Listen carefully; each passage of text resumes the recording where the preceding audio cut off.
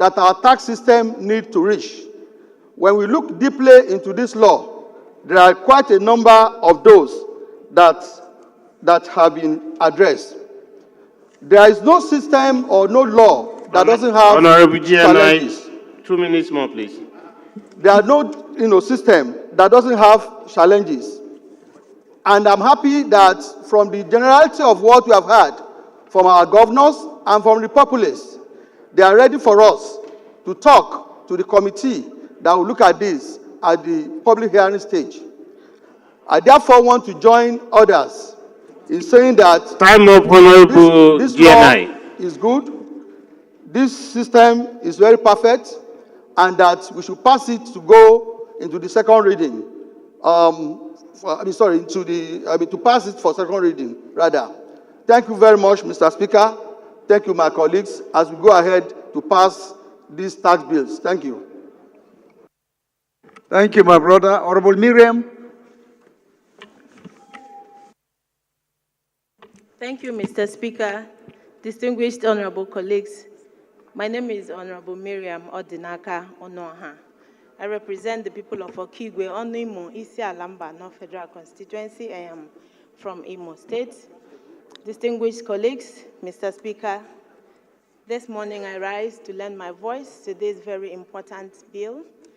And I'd like to start by stating that I support the general principles of this bill because it seeks to balance income. The essence of taxation is to make it in a manner that is progressive, where the poor get better benefits, where we take more from the rich and pass on to the poor to balance incomes. I'd like to talk about the employment relief, where Section 164, Sub 4A and B provides exemptions and reliefs for additional employment for companies who have taken new employees and on a salary of 100,000 or less. This bill proposes a 50% discount or rebate for them, and is a way of improving employment opportunity for our teeming unemployed. I'd like to also talk about the opportunities available for SMEs. If Nigeria, with over 250 million people, has about half of its population as women, I see this bill and this fiscal reform as a good time for Nigerian women who are hustling day and night, especially in the informal sector, or budding entrepreneurs with young businesses who are oftentimes beladen or overburdened by tax pressure. This bill takes away that burden if your annual turnover is below 50 million, as against what used to obtain when it was businesses below 25 million. So I look at the overall population of the target beneficiaries of the populist benefit or nature of this bill, and I give it a well-conceiving idea, not minding that no bill is totally in itself self-sufficient, because the dynamics of law is that it is dynamic in nature. And that I mean by saying that if this bill is supported by all of us to get to second reading, Honorable Miriam Odinaka, stakeholders can I stand to be gender biased. And speak. Continue On how it supports or affects them, especially the subnationals. I like to use my time properly, our leader. And I like to also thank the federal government for giving up their 5% as a stabilization to support the cushioning of this process, while also explaining the need to abolish the sunset Please, Honorable clause. Miriam Odinaka, 2 minutes more, please. Thank you, sir. The sunset clause for TED fund is something that should be expunged. And I believe that stakeholders will submit memoranda to that effect, because TED fund has proved to be an interventionist agency which has come to bridge the gap, infrastructure gap in our tertiary institutions. And giving life to a child will only be improper to come when the baby is growing and you want to take off life from that same child. If the issue is with the probity Order, please. the National Assembly is Honorable willing Mariam, to please round up. oversight and introduce stringent actions and guidelines for assessing the funds.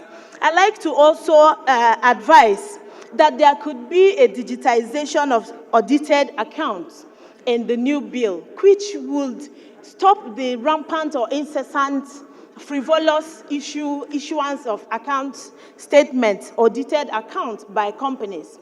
This I mean by companies submit a different account to Corporate Affairs Commission. Then they submit a different account to FIRS in a bid to lower their incomes. So I think that this should be digitized in a manner that what you submit is what will be used for you. I also want to advise against executive issuance of exemption orders. Honorable Mariam, please. Overall, I submit the general principles of this bill again, and I pray that it goes to second reading where stakeholders will make their further observations. Thank you, Mr. Speaker. Thank you, honorable colleagues, for your rapt attention. God bless you. Thank you. Honorable Fulata, you have the floor. Thank you, Mr. Speaker. My respected colleagues, I am Abubakar Hassan Fulata. I represent Borneo Akrika Sama Gudi Federal Constitution. Mr. Speaker, I'm from Jigawa State. My respected colleagues, Mr. Speaker, all the bills, with the exception of the bill dealing with tax administration, have no interpretation clauses. You know, as I do, Mr. Speaker. Let us please not be repetitive. I'm sure, I could remember Honorable Sada raised that issue. Honorable Jimmy did. So please, honorable colleagues, if I'm not repeating. If a speaker has spoken on a subject matter, let us try not to repeat the same thing, just for guidance subsequently. Go ahead. The interpretation clause, a bill without an interpretation clause, Mr. Speaker, is a blind bill, subject to abuse and subject to also to the whims and caprices of whoever that is going to interpret that law. So all the bills, with the exception, only the tax administration bill has interpretation clause. Others do not have, all the three. Therefore, we must ensure that there is an interpretation clause on the other three bills. Secondly, Mr. Speaker, I know as a chairman of the House Committee on University Education, the wonderful job TED Fund is doing in the education sector. Therefore, my position is that these agencies, TED Fund, NIDA, NASENI, should be retained. The clause dealing with their systematic phasing out should be completely deleted, Mr. Speaker. Thirdly, Mr. Speaker. Honorable Fulata, 2 minutes more. I've not even started. Please go ahead. Go ahead. Mr. Speaker, the bills, all the bills have inconsistency clauses, equating them with the Constitution. I'm here, for example, to give an example with section 197, 198, 199, 200, 2001, and 2002 especially, making statements on inconsistency. Any bill that is inconsistent with this act is termed null and void. All the inconsistency clauses should be removed. And the bills also seek to amend over 40 acts which have not been placed before us. Those 40 acts should be placed before us so that we compare against those bills. About 40 acts are being repealed and being phased out by these acts that we are dealing with, Mr. Speaker. Then I'm also putting it forward that Section 38 of the Taxation Act. We have other honorable members queued up that they want to talk. Please round up. Section 38 presents a position of double taxation. If you are buying a property, the buyer will pay tax. Also, the seller will also pay tax. This amount to double taxation. And finally, my position on the inheritance tax. Inheritance tax, as a Muslim, we don't tolerate inheritance tax. You don't take away from the property, from the wealth of the orphan and give it away to any other person, Mr. Speaker. Finally, I posit that the VAT sharing formula should be based on 50% equity, 20% population, 30% derivation. I so submit, Mr. Speaker. You differing from your governor's stand? Or so that we put on record? I'm not deviating. This is the position of the governors. Oh, that's okay. So you are just reiterating. That's okay. Good to know. Our next speaker will be Honorable Cyril Hart. Cyril, are you still around? Okay. Yes. Please go ahead. Thank you, Mr. Speaker. For the economy of time, Hart Cyril Goldwyn, presenting the fabulous will of Bonny. I'm from Rivers State, Mr. Speaker. Mr. Speaker, I would like to start with the words of Benjamin Franklin. He said, "In this world, nothing can be said to be certain except death and taxes." Mr. Speaker, the tax has come to stay, just as death is inevitable. I would deviate completely from what has been said to talk about Section 85. It talks about giving production credit for those who are producing gas. 30% of the fiscal gas price will be given to them as credit. Mr. Speaker, you are aware that today the non-oil sector contributes about 90% of our GDP, whereas the oil sector contributes about 5% of our GDP. But the irony of that statement is that this 5% of oil sector contribution to the GDP is what constitutes 60% of funds or revenue to budgets. And again, it contributes 90% of your foreign exchange. Therefore, we have to do a lot to ramp up crude production, and that is what Section 85 seeks to address.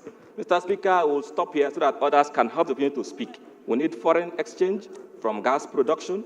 We also need gas for power. Thank you, Mr. Speaker. Very nice one, sir. Thank you. Our next speaker will be Honorable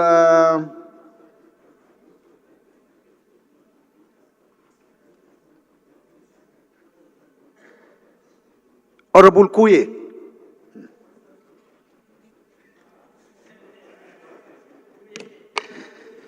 Thank you, Mr. Speaker, for yielding the floor to me and allowing me to lend my voice to support this bill. My name remains Ademori Aliukuye. I speak for the good people of Shomolu Federal Constituency, and I'm from Lagos State.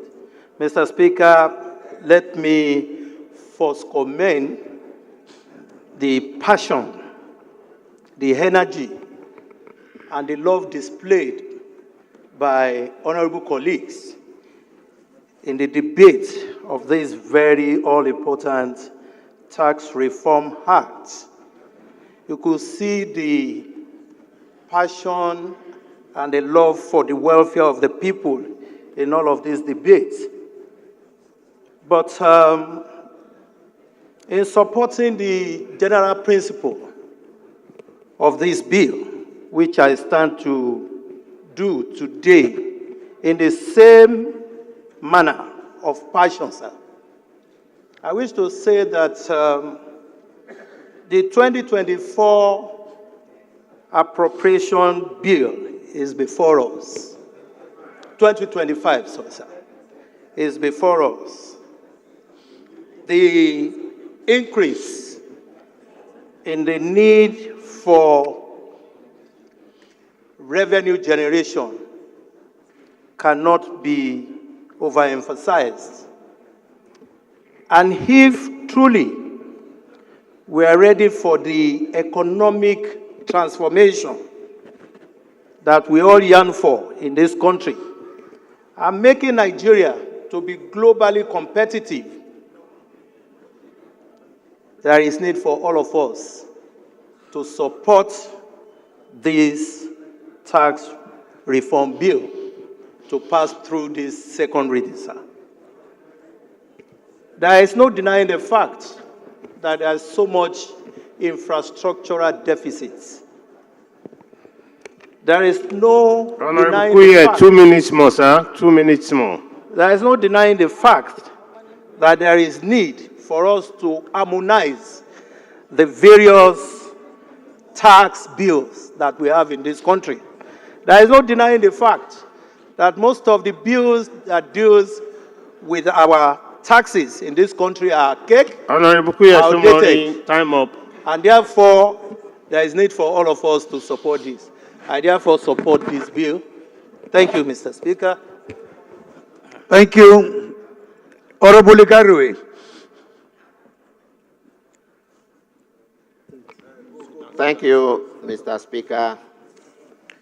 My highly respected colleagues, my name is Right Honorable Igariwe Iduma Enwo. I speak for the people of Afikpo North, Afikpo and the Edda Federal Constituency. Mr. Speaker, I'm from Ebonyi State.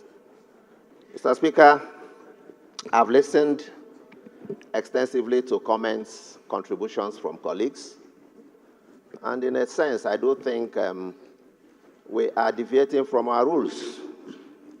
At the stage of legislative proceedings we have found ourselves now, we are expected to be strictly guided by the clear provisions of Order 12, Rule 5, which restricts us to the basic principles of the bill before us. But I've heard people speaking and speaking and speaking of challenges, of disadvantage, a whole manner of things I think we ought to look at when we get to the next stage, which is the public hearing. I don't want us to eat the whole cake. We should take our own now, which is to just look at the general principles. And then when we get to the public stage hearing, when Nigerians will be involved, all manner of people will be involved, we will look at those details being raised here today. So I will urge us, Mr. Speaker, my respected colleagues, let us support this second reading of the bill so that it gets to the next stage where we can sit down with experts, with all manner of Nigerians, and look at this bill extensively. So at this stage, I support that we go to the next stage, which is to pass it to the relevant committee. I so submit, Mr. Speaker.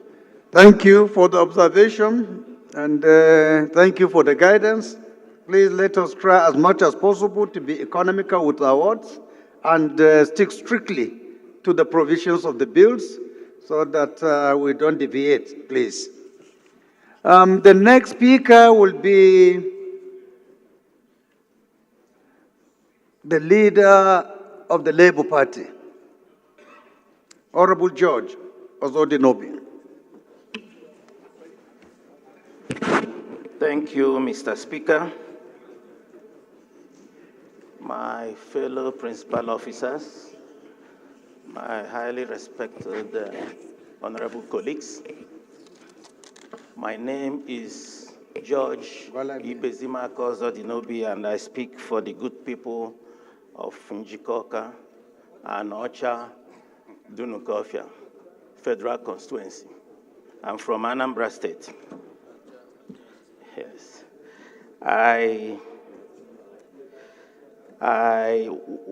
The first time this bill was presented, I saw it as a near perfect document, as it were. But based on the wisdom of Mr. Speaker and the Deputy Speaker who took the first bullet on the first day it was presented, I went back for further consultation, and I want to thank all the leadership of this great assembly. I want to thank our regional caucus leaders. I want to thank our state caucus leaders for the consultation, and especially Mr. Speaker, who gave us all the time to do the consultation. I wouldn't want to go into the general principles of these 4 bills because the leader of the House, Professor Ihovere, have touched on basic principles of it. But basically, I saw this bill, I'm constrained from where I'm coming from to, for the first time, to salute the courage of Mr. President for this presentation of this bill, as it were. And also I saw it from where I came from, as a subtle restructuring of this great nation by this bill, and at the same time, also a kind of a handshake across the Niger to our people. With the consultation I had from my constituents, I plead with us that this bill is good to go past the second reading, as it were, and we look at all other things, because my leader, my great leader, Mr. Peter Obi, in some of the principle, he believes in consumption to production. There are tax rebates on this issue of production, new companies, and all of that. Mr. Speaker, I want to thank you again for your wisdom, for giving us time to consult and come to this very quiet environment today. I prayed for it as a man of faith. The environment is quite quiet, unlike what we had the first time. Thank you. Order, please. Order, distinguished honorable. Thank you, Leader. Is Honorable Oshoba around? Oshoba, no? Honorable Maki. Are you ready now or later? Thank you, Mr. Speaker, my honorable colleagues. I remain Abubakar Maki Eleman. I'm from Jigawa State. I represent Maramdor Kaugama Federal Constituency. Mr. Speaker, first and foremost, I want to align with my senior colleagues. They have spoken well and commend the President of the Federal Republic of Nigeria, President Bola Ahmed Tinubu, for finding it worthy to see that at this crucial time, he brought this kind of reform. And the National Assembly, I want to also concur with my colleagues as we remain silent and also go through the bill. We find it worthy for it to be read for the second time. So, Mr. Speaker, my honorable colleagues, I'm solely behind the bill to be read for the second time. Thank you, sir. Thank you, Honorable. The next speaker will be Honorable Abijide Leke. Thank you, Your Excellency, Mr. Speaker, Right Honorable Abbas Tajuddin, PhD, GCON. Honorable colleagues, my name is Honorable Leke Abejide. I represent the good people of Yagba Federal Constituency. I'm from Kogi State. I want to also lend my voice to appreciate the President of the Federal Republic of Nigeria for bringing this at this time to save our economy from collapse. I want to also appreciate my people from northern Nigeria and entire Nigeria. I said this because so many of my colleagues, including my neighbor here, Honorable Rurum, reached out to me when I made pronouncement on this bill, tried to explain the merit of the bill. Then it was not easy like this, especially on the horizontal sharing.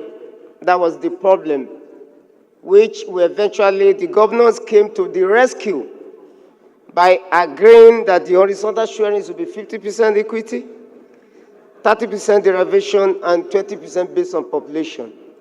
So this was the crop of the matter as at that time. And to me today, I can say I'm one of the happiest persons that we are discussing this bill under a very cool and very happy atmosphere. So all I just want to say is, whatever amendment that is going to be done, I want to appeal to my colleague, and that we should do it in such a way that it will be a win-win for both people we represent and the proposer of the bill, that is the executives. This thing is easier today to be done because of the leadership you, as a speaker, provided. Nobody knew that we will ever pass this bill in this House to go for secondary reading. But today, from what I've heard so far from our colleagues, I believe automatically this bill has gone for second reading without any issue. So I want to appreciate everybody. Time up, Honorable Abigide. Thank you so much, and God bless the Federal Republic of Nigeria. Thank you, Honorable Leke. The next speaker will be Honorable Oshoba. Thank you, Mr. Speaker, Ian Zauzau, my distinguished colleagues. I rise to commend all my colleagues for having a very robust discussion on this bill. Every society needs to secure lives and property. If we can get this tax bill right, there will be more funds to secure the lives and property of our citizens.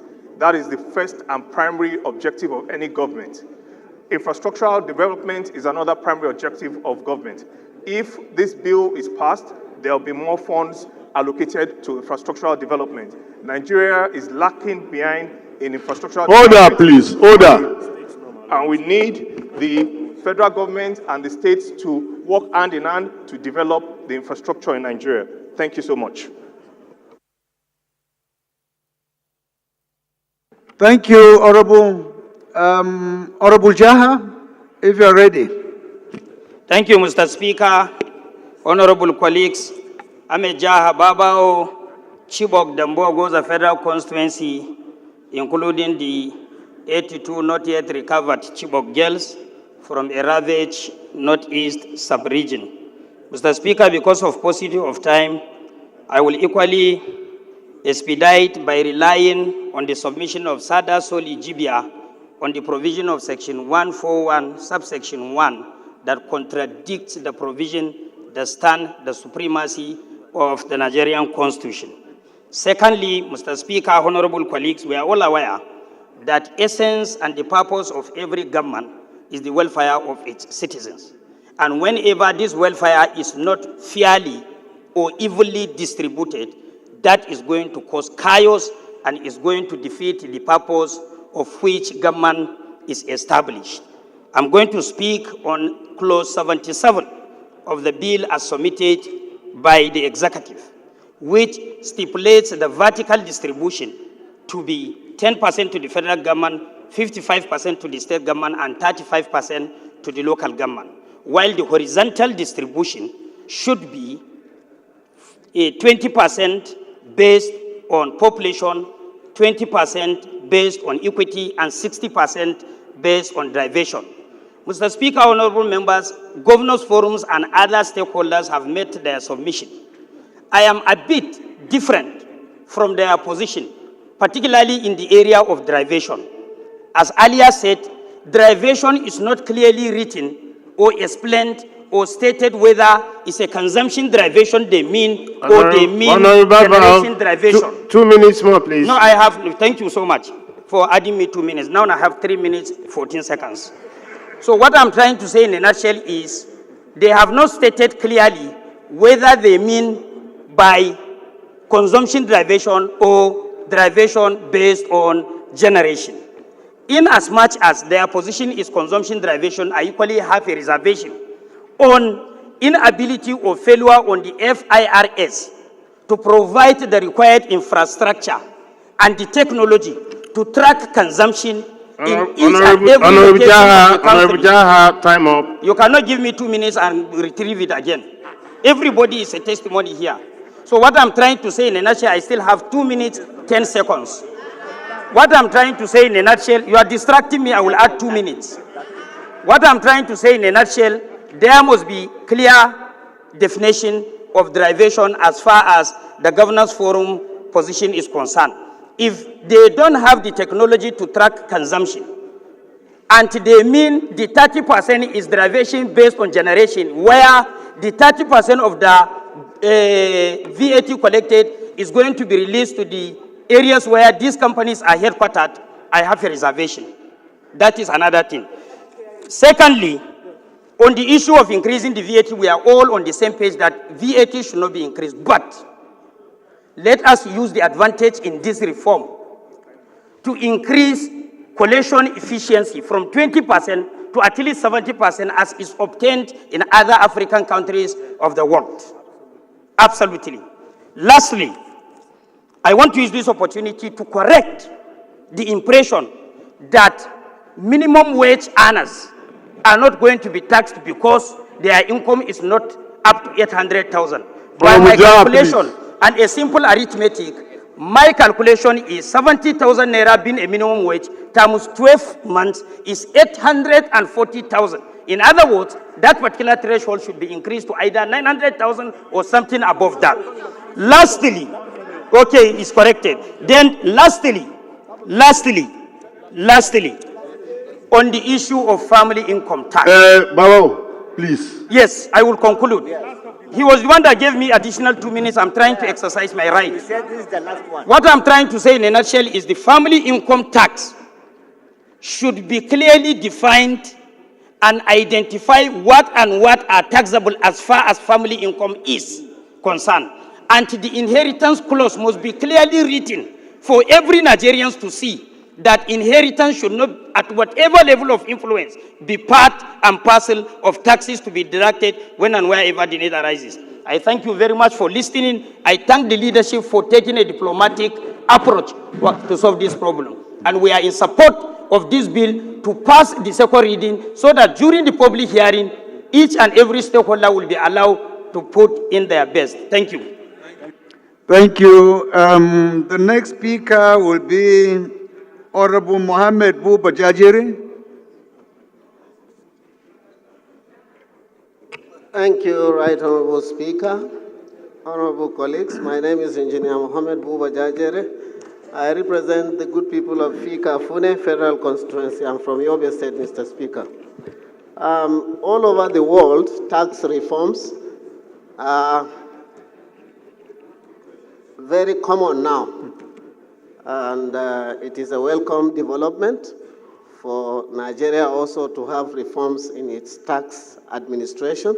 However, I have some reservations, Mr. Speaker, and I want to align with an earlier speaker, Honorable Sada Soli, when he talked about fiscalization, because fiscalization can never happen without appropriate data. And unless we have the appropriate data, that is when we will be able to get these reforms right, Mr. Speaker. Secondly, the federal government as well, at the center, and the subnationals as well, must have that political will, Mr. Speaker, to fund these reforms. We cannot just pass reforms and then all of a sudden we don't have the will to fund such a project. And then I want to also talk about a reservation, Mr. Speaker, which is the FIRS itself. Currently, they don't have a corporate headquarters that is well equipped, Mr. Speaker. And their project is yet to be completed. And the political will I'm talking about is for the federal government to make sure that the FIRS headquarters in Abuja here is completed and well equipped so that they can have, a national revenue data center where all these reforms and taxes. Honorable Baba, please 2 minutes more. Mr. Speaker, I want to align also with the last speaker, Honorable Jaha, about a clear definition of what the term derivation means. In the public hearing and the consideration of the bills, will come out with clear terms and explanations as to our reservations about the tax reform bills. Thank you, Mr. Speaker. Thank you, Honorable. The next speaker will be Honorable Donald Ojogo. Donald Ojogo. Is he around? No? I'm around, sir, Mr. Speaker. Okay, please go ahead. Mr. Speaker, my name is Donald Kimekamba Ojogo. I speak for the good people of Ilaje South, the Federal Constituency. I'm from Ondo State. Mr. Speaker, being asked to speak at the tail end of a debate has its consequences. Unfortunately, most of the things I jotted down have been taken out from my mouth, particularly by my leader, Honorable Al Mustafa, and Honorable Jimmy Benson. In essence, I adopt what they said. But, sir, there are two key areas I want to highlight. One, this House has a duty to ensure that there is adequate and effective deployment of technology as we work on these bills. It is very key. I say this because of inherent leakages, and it's a perennial problem that we have in society. As smart as we think we may be, there are those outside who are targets of the revenue generation drive that we're embarking upon, who are as smart as what I can call technology itself. So we must be able to put in place very effective, efficient, and dependable measures to ensure that there are no leakages as we embark on this journey. Secondly, Mr. Speaker. Honorable Donald, 2 minutes more, please. Thank you. Secondly, Mr. Speaker, with what we're embarking upon, it means that there will be more money to be subnationals. But there is more to be done as we have more money in our purses. How well are we prepared to ensure that there is adequate synergy between these states, between all the subnationals, that is the states, and the local governments, with the emerging regional commissions that we are trying to put in place? Because it's very key. All these our efforts will amount to nothing if we do not have very potent measures in place to ensure that there is serious synergy between the subnationals. Honorable Donald Ojogo, Honorable Donald Ojogo, time up, please. Mr. Speaker, lastly, let me join others to thank you for this wonderful consensus building that you have done. It is not an easy task. It could have been possible only because of your industry that you have put into these efforts of this National Assembly. I thank you for what you have done by joining others, and I wish all of us the best as I support these bills to proceed to the next legislative level of the committee. Thank you, Mr. Speaker.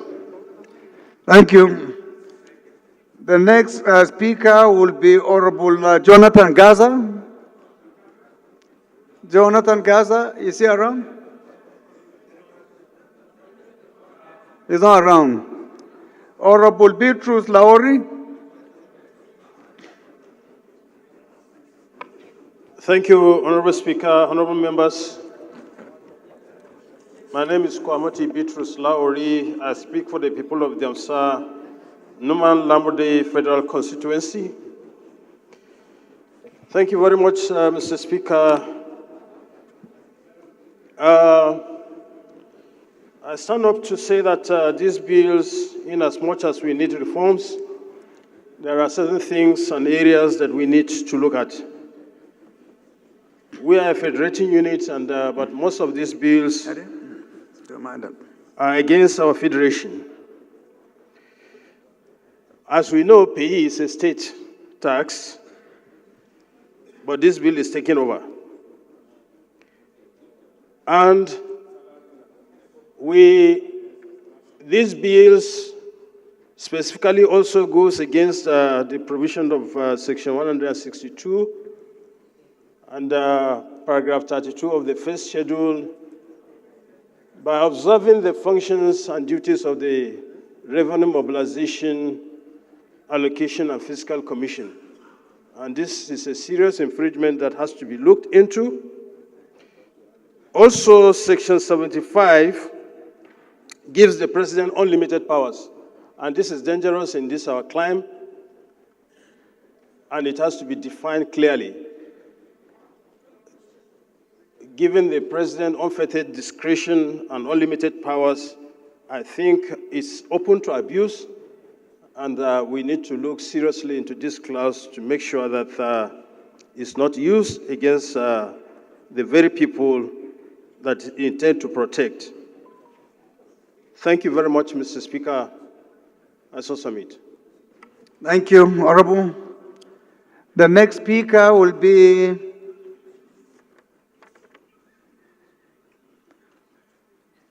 Honorable Uduak. Is Honorable Uduak around? No?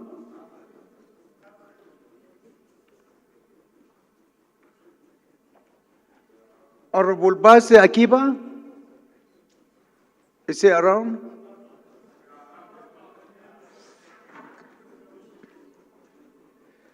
Honorable Mohammed Chiroma?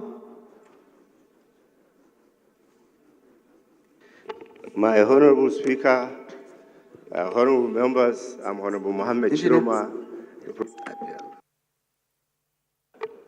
representing the good people of Geda Wagabasa Federal Constituency. I'm from Kano State. Mr. Speaker, much has been said about the bill, its good aspects, but my position is on the implementation. The House has passed a lot of bills, a lot of motions, but when it comes to implementations, it's a different story altogether. The bill we are trying to pass, there has been a lot of issues on implementation, the issue of data, corrective data, and others on how to capture these issues. So my take is on the implementation. I don't know on what clause we are going to effectively put implementation clause so that most of what we are saying should be in tandem when it comes to implementation of the tax reform bill. First, the second issue, Mr. Speaker, is on the issue of Nigerian Revenue Service bill. The chief executive of the bill, the chief executive officer is the same chairman of the board.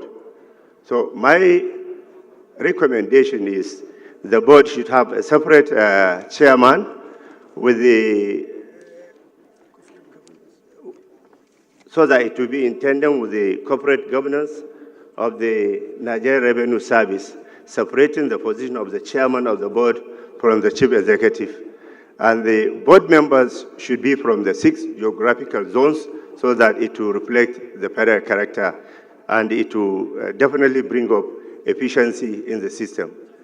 My Honorable Speaker, I do submit. Thank you. Thank you, Honorable.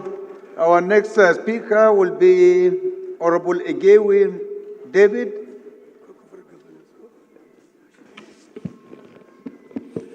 Mr. Speaker, honorable colleagues, I remain Ogewi David Agada, member representing Oju of the Federal Constituency. I'm from Benue State, the food basket of the nation, and by the special grace of God, a proud Igede son. Mr. Speaker, it has been an interesting discussion on this all-important tax bill. My honorable colleagues have spoken to this bill. So many of them have already highlighted some of my points I wish to speak about. But having said this, I will still go on to say that Mr. President have thought it very wise in trying to harmonize the duplication of taxing in our country. And also, to also note and to tell our members, my fellow honorable colleagues, that no one can build our country except by ourselves.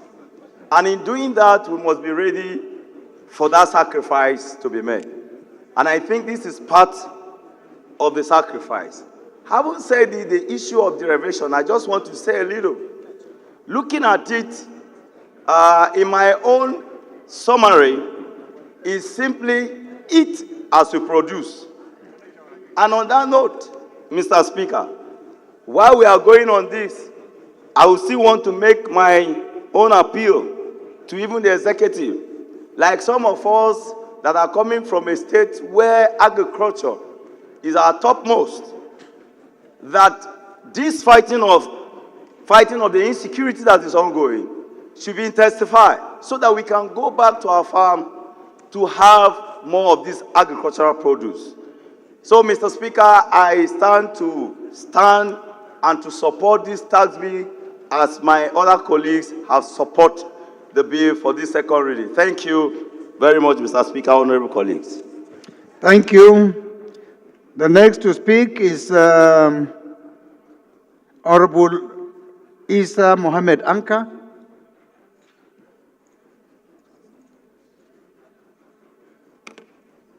Thank you very much, able Speaker.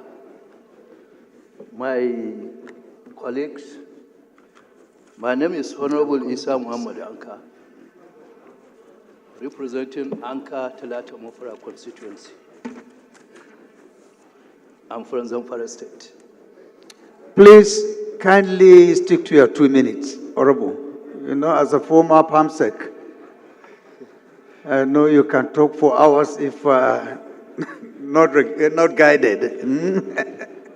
I will also talk as a professional, sir. First, I want to correct an erroneous point. I think it was made by one Honorable Johnson that the existing laws are obnoxious, 1930s or so. The fact of the matter is that levies and taxes was reviewed during General Obasanjo, 1998, and that is the existing laws that is going to be reviewed or is being reviewed as we are talking. Having said that, sir, those laws or that law that was reviewed in 1998, most of the taxes, if you analyze them list by list, the federal government has 9 lists of taxes. State government has over 10. But if you, break them, the state government has over 12. And then the local government has about 20, although the heading is 11. The point I want to make here is this, that why should the federal government harmonize taxes when most of the taxes are from the state and local governments? So these are the issues that in other words, it is more suited to the state government and the local government. This is a constitutional issue which we have to look at. This is very, very important.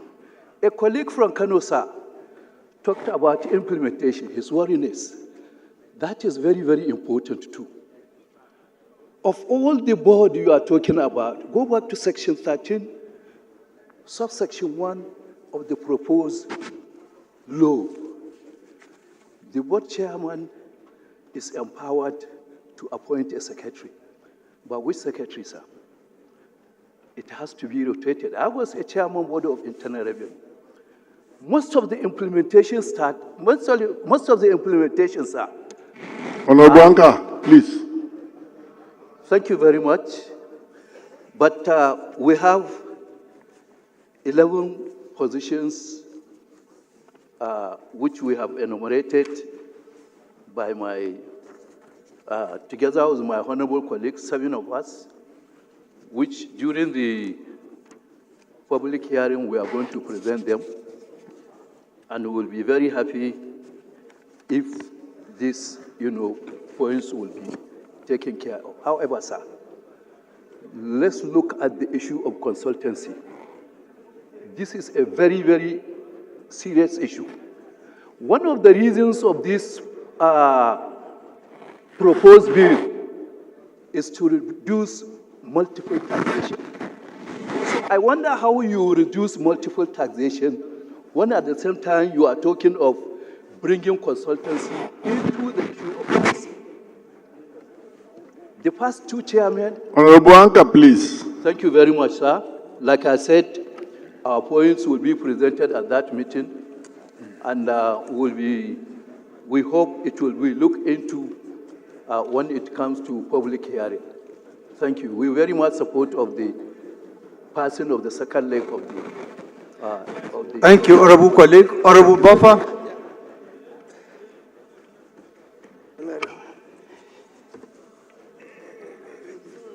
The People's Speaker, distinguished colleagues, my name is Aliyu Bapa Misao, an accountant and a fellow. Mr. Speaker, the principle of these bills are definitely good and excellent, but naturally, there are some defects that need to be addressed. As my colleague said, Part 1 of the General Provision, Section 69(1), relevant tax authority may deploy technology and automate tax administration process, including tax assessment, collection, and accounting. Then Section 2, a relevant tax authority may deploy any technology, including third-party payment.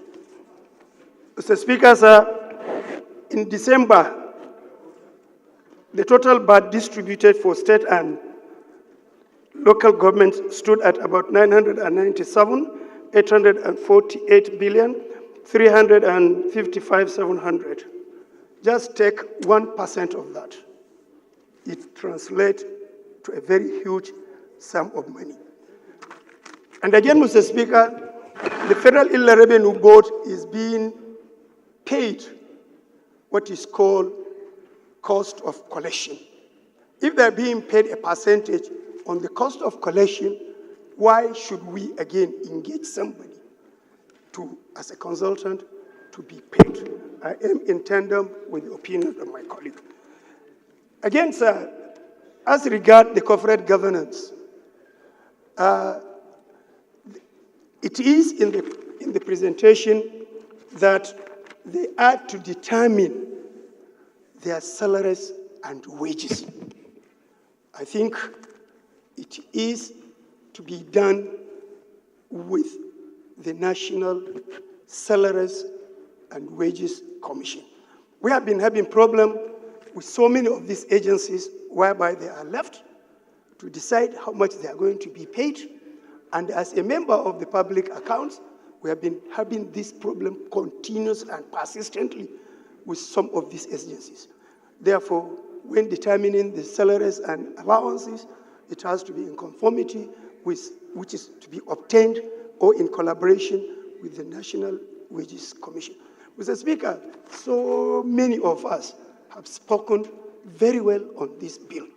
And to cut it short, Mr. Speaker, I commend the Governors Forum that have looked into this bill and solved 90% of the lacuna that, if not solved, believe you me, this sitting wouldn't have been done.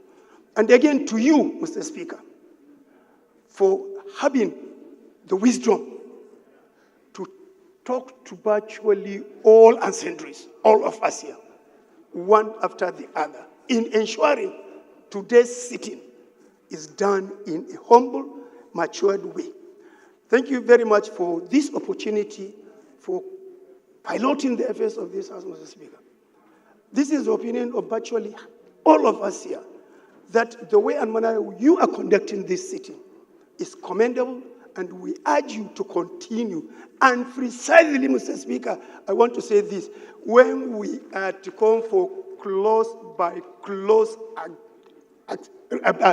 acceptance, please, we will want you to preside so that close-by-close matters can be attended to it without, because sometimes you say... Honorable Mr. please. My time go? Please. Okay, 1 second. Clause 1 to clause 10 are carried. Mr. Speaker, on these bills, they are not going to be carried in that manner. It is going to be carried word by word, letter by letter. Thank you. Time up, Honorable Musau. Thank you. Time up. Thank you, sir. Thank you. Honorable Dominic. Thank you, our speaker. My name remains Honorable Engineer Dominic Ifeanyi Chukwukafo, and I speak for Nigerians starting for Agota constituency in Anambra State, including the performing governor of that state, Professor Chuma Charles Soludo, whom I also represent. I'm from Anambra State. Mr. Speaker, honorable colleagues, a lot have been said on this tax reform bill. A lot of honorable colleagues have spoken very intelligently.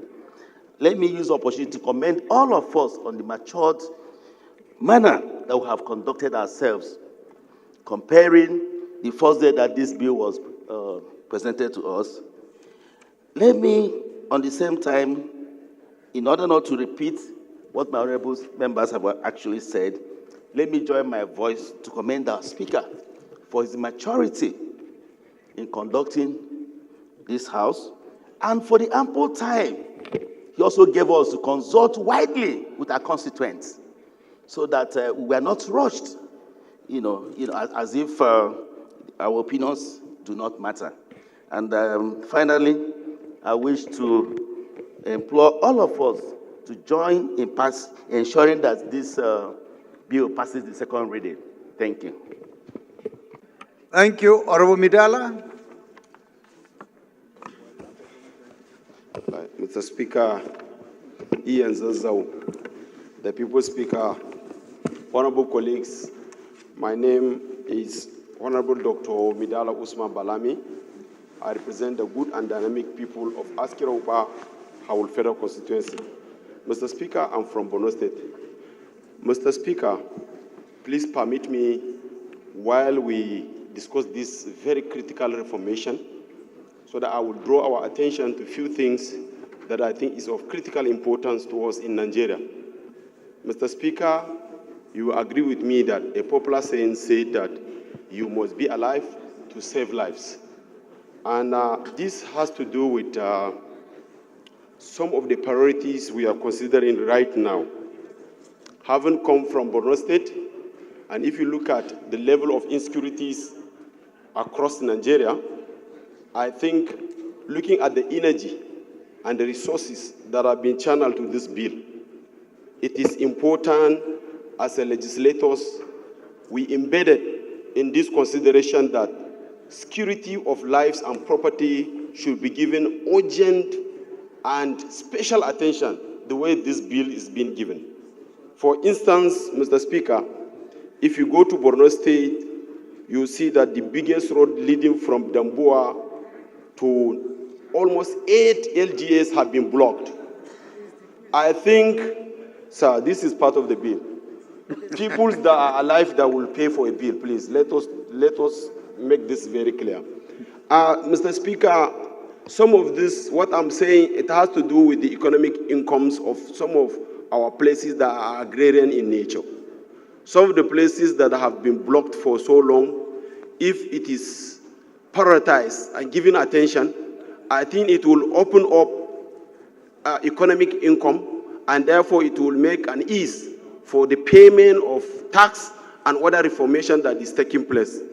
Mr. Speaker, I want to join my colleagues to say that you have handled these particular bills with a diplomatic approach, and I will also join together to say that it's a very good reformation, but please, the security of lives and property should be given attention across Nigeria so that we will not be standing every day for 1 minute to pray for the loss of lives across Nigeria.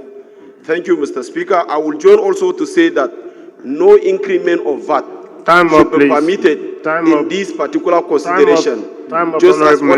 Just as other speakers have already spoke in the earlier before me, that please no increment in the VAT should be permitted in these bills. Thank you for the opportunity. You're welcome. Honorable Toyin. Honorable Toyin. Thank you, Mr. Speaker. My name is Honorable Oluwatoyin Fayenka. I represent the good people of Musi, 2 Federal Constituency. I'm from Lagos State. Mr. Speaker, I want to sincerely appreciate your leadership and that of the Mr. President. This bill is win-win for the small businesses. The small businesses, owners will thrive if this bill is eventually passed, while the bigger businesses shall continue to sustain themselves. The low-income earner will not pay much more higher again as it were. Sir, this is a clear demonstration of democracy. When this bill was first brought up, many interests, many debates came up, and then the president and the presidency took it upon themselves to consult more widely. This is evidence of democracy. No one could have done it better under democracy. Mr. Speaker, Right Honorable Abbas Tajuddin, I must commend you. The way and manner you handle this. Honorable Toyin, if I got 2 minutes more, sir. Thank you very much. It is clear exhibition of your maturity. And then this 10th Assembly has successfully shamed and disappointed those people that called us rubber stamp at the inception.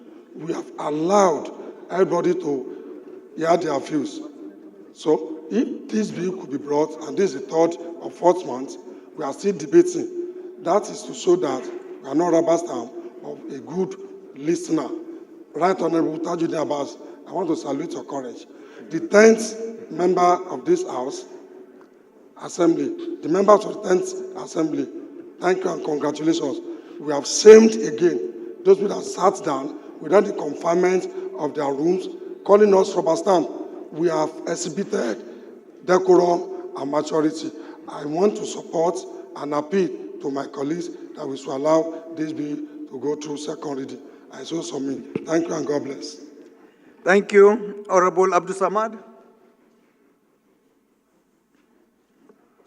Thank you, Mr. Speaker, honorable colleagues. I remain Abdul Samad Dasuki, representing Kebetambua. Honorable Speaker, I would like to just adopt and accept what you've said. I wouldn't want to repeat myself because most of the things I would like to say have been said. After that, Mr. Speaker, I would like to raise an observation which has to do with data gathering that is contained in this bill. Mr. Speaker, honorable colleagues, in an event this House allows this bill to go for second reading and public hearing, I will plead that revenue mobilization should give all the relevant data that is being used to share what we are talking about, in view of the fact that majority of the funds that are going to the states, local governments, and even the federal government is assumption.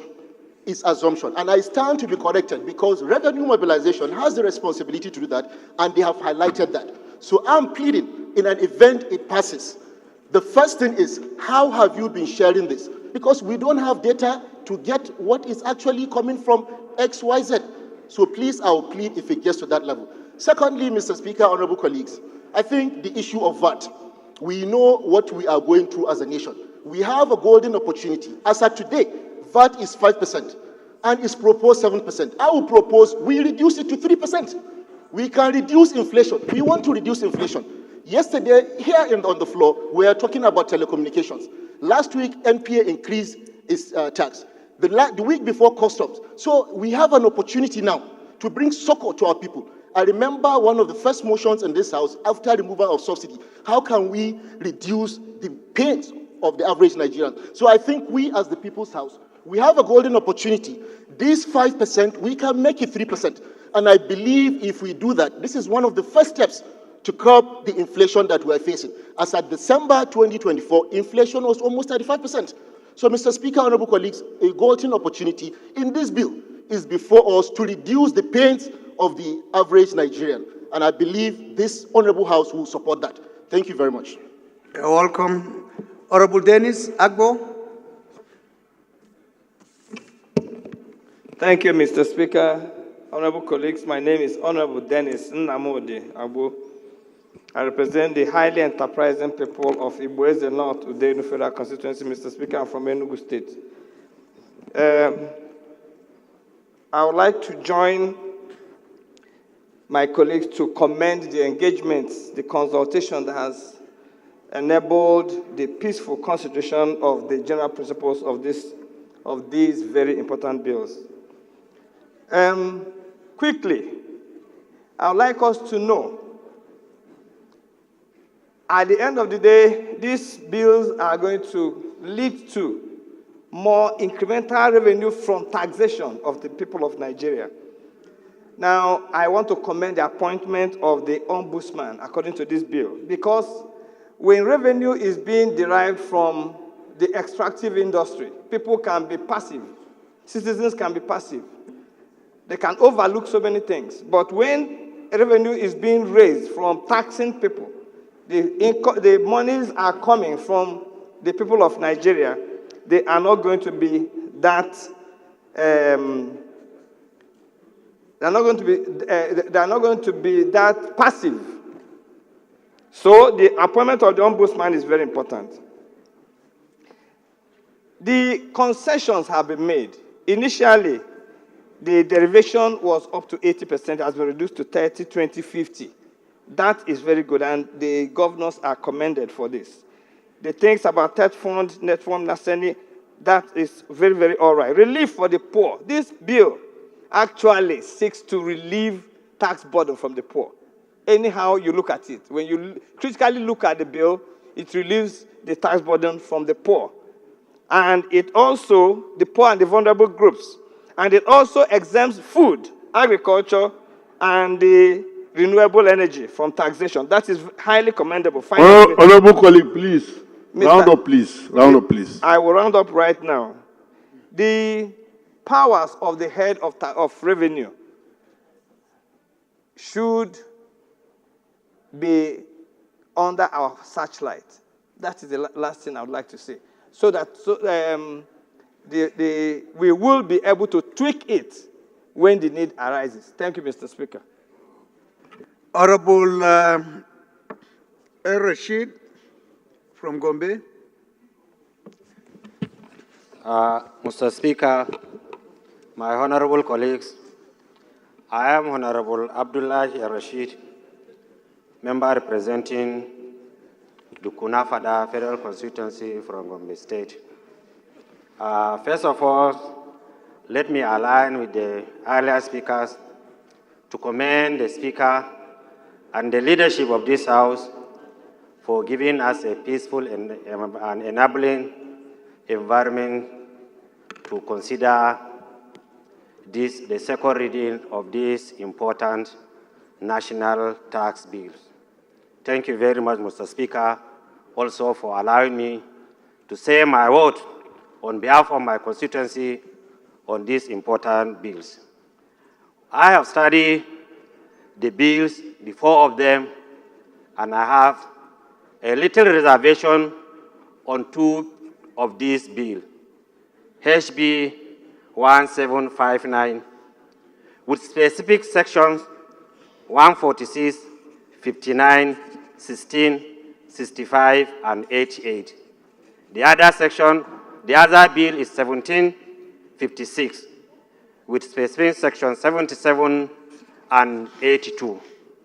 All these bills, I am a member of Finance Committee, and I assured my constituents that all the observations concerning this section of the bills, we will make sure when this bill is referred to the committee, we do the needful to ensure that all their input to lobby my colleague, if this input are for the betterment and good listing for Nigerians, we will make sure that all these things are put and amended during the public hearing and even consideration of deal bills at the committee of the whole.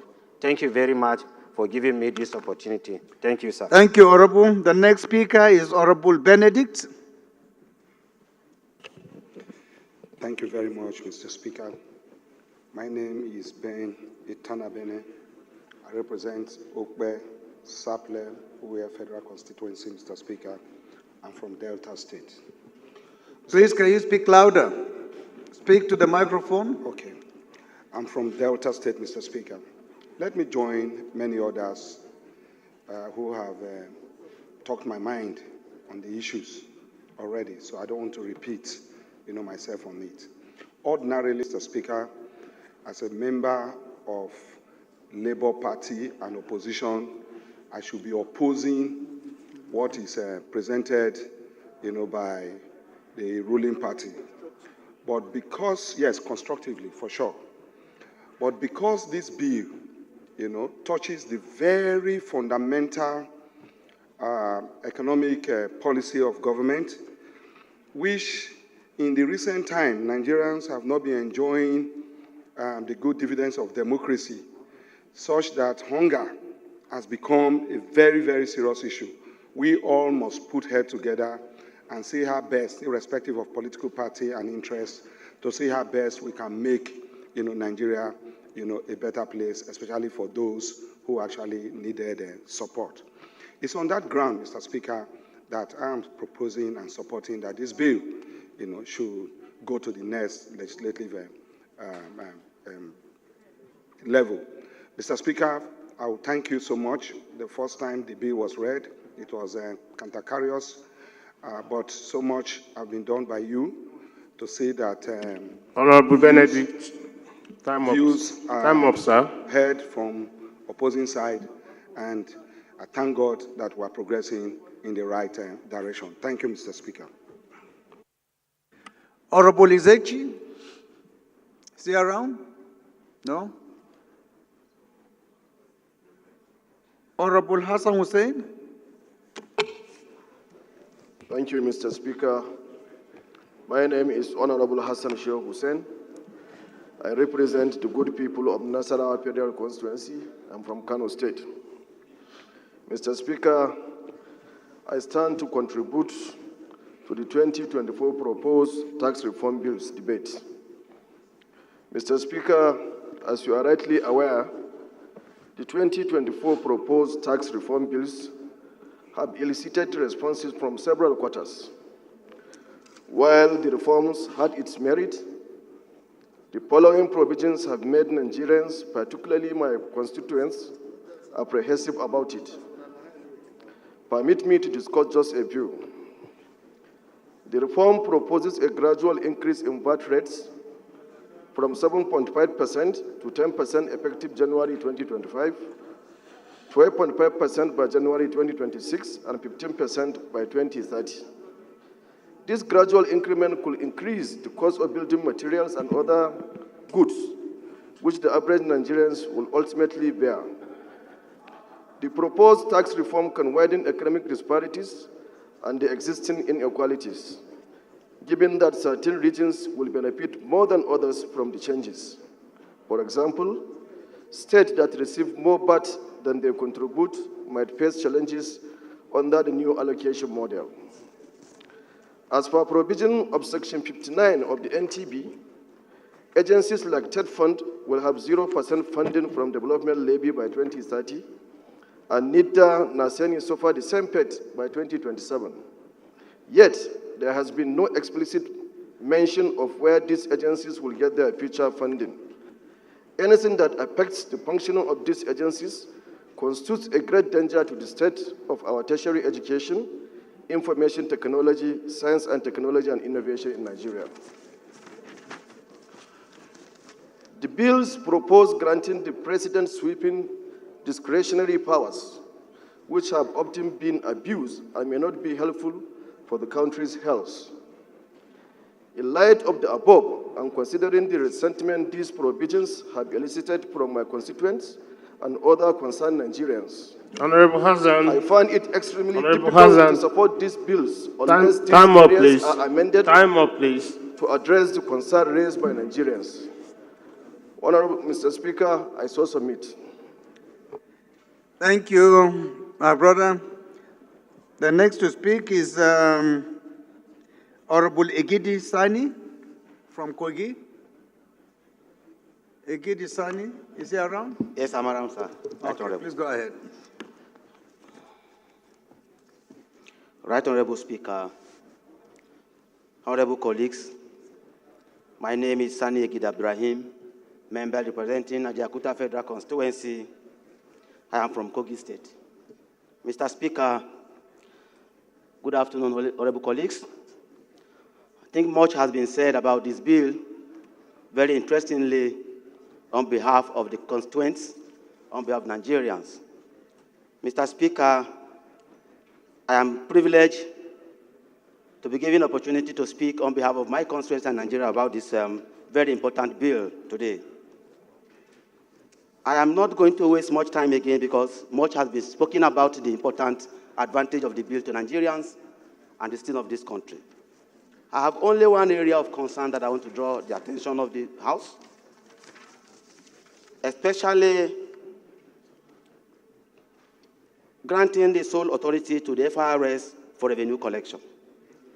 Yes, of course, it may improve efficiency and reduce leakages, but it raises concern, especially constitutional problems, potential litigation risk, and conflict with the state government's fiscal power, and if other agencies like Nigeria Customs Services, Nigeria Port Authority, and the state IRS bodies previously had the legal and backing to collect revenue, and if there's any unilateral change may lead to breach of existing contracts with private entities, potential litigations from those agencies challenging the FRS monopoly.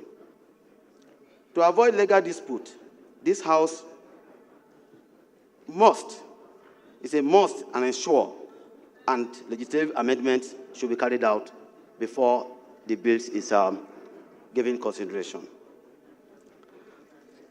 Mr. Speaker, honorable colleagues, having gone through this total package of tax reform 2024, I wish to move. Honorable Ibrahim, I wish to move that the bill. Honorable Ibrahim, 2 minutes, please. Okay.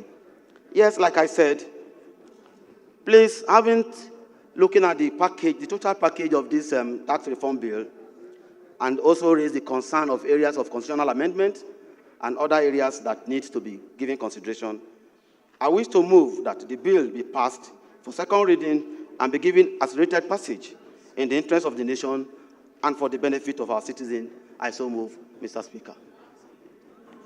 You are moving, eh?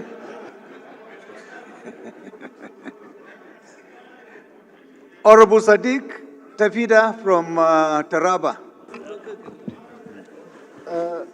Thank you, Mr. Speaker, Ian Zazzau, the People's Speaker, honorable colleagues. I am Honorable Sadiq Abbas Tafida, member representing Jalingo, Yoro, and the Federal Constituency from Taraba State. Mr. Speaker, we commend the drive and commitment of Mr. President to effect tax reforms to further grow this economy, Mr. Speaker, and it's highly appreciated by Nigerians. But, Mr. Speaker, I would like to draw our attention to the aspect of our informal sector in this country, Mr. Speaker. Instead of increasing our taxes, Mr. Speaker, if we are able to formalize the informal sector, we may even raise our revenues 5 times instead of increasing the taxes. Furthermore, Mr. Speaker, I would like us to focus on increasing efficiency and effectiveness of the overall tax collection mechanization, and then automation of and modernization of tax collections, Mr. Speaker, instead of increase in these taxes. Mr. Speaker, I would also like to draw our attention to the many discrepancies in these tax bills that we should make sure we look at them clearly before passing them, Mr. Speaker. Thank you.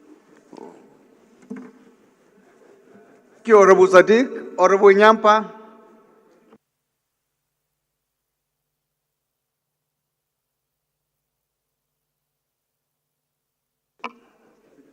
I want to say... I know accountants don't speak too much. You will impress us by speaking for just 1 minute. Thank you, Excellency, Mr. Speaker, my honorable colleagues. I'm Dauda Zakaria Nyampa, member representing the people of Madagali, Michika Federal Constituency from Adamawa State. Mr. Speaker, you have spoken, and I will abide by that rule because you have brought us to this level very peaceful and very cordial. And because of this, I'm going to speak very briefly, sir. First, in the whole of this law, there is a place they made mention of a police officer. I think that phrase, that term should be removed from this law before they begin to use the tax law to unnecessarily imply justice on some people. Secondly, there are other sides that I feel one of the challenges Nigerians have on the tax implementation in this country is because they lack confidence in the administration of tax in this country. This law should be able to give a lot of encouragement that will reduce the suffering of the people in this country, that will also encourage our people paying their tax or even allowing the increase of tax. But at this moment, the country is suffering. There's a lot of poverty. There is a lot of unemployment in this country. I feel as this tax contain issues like TED fund, Honorable Yampa, other very important. 2 minutes more, please. Okay, that the tax have captured some agency of government where the money will be transmitted. I think we should also include in that law some agency that will bring empowerment, employment to this country. And that is why I feel there should be improvement, Mr. Speaker. As simple as that. Thank you very much. Thank you. Honorable Alex Mascot.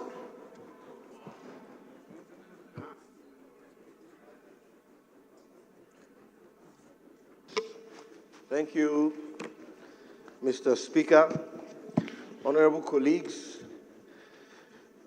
my name is Alexander Mascot Ikweche, and I represent a constituency that amalgamates a people proficient in dexterity and efficient in their distinctive tapestry. I speak of no other constituency but Aba North and Aba South.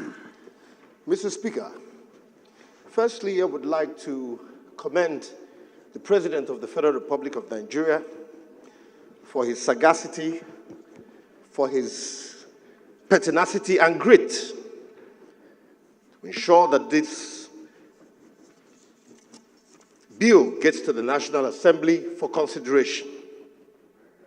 Mr. Speaker, a popular senator once said, if you speak the truth, you die.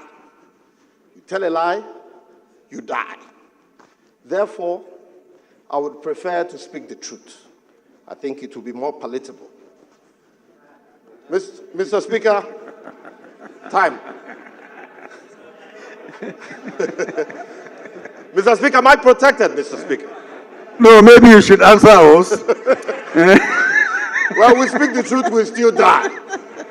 So order, please. Order, please. Order, please. Mr. Speaker, it is true that the current structure, tax structure in the country is quite antiquated.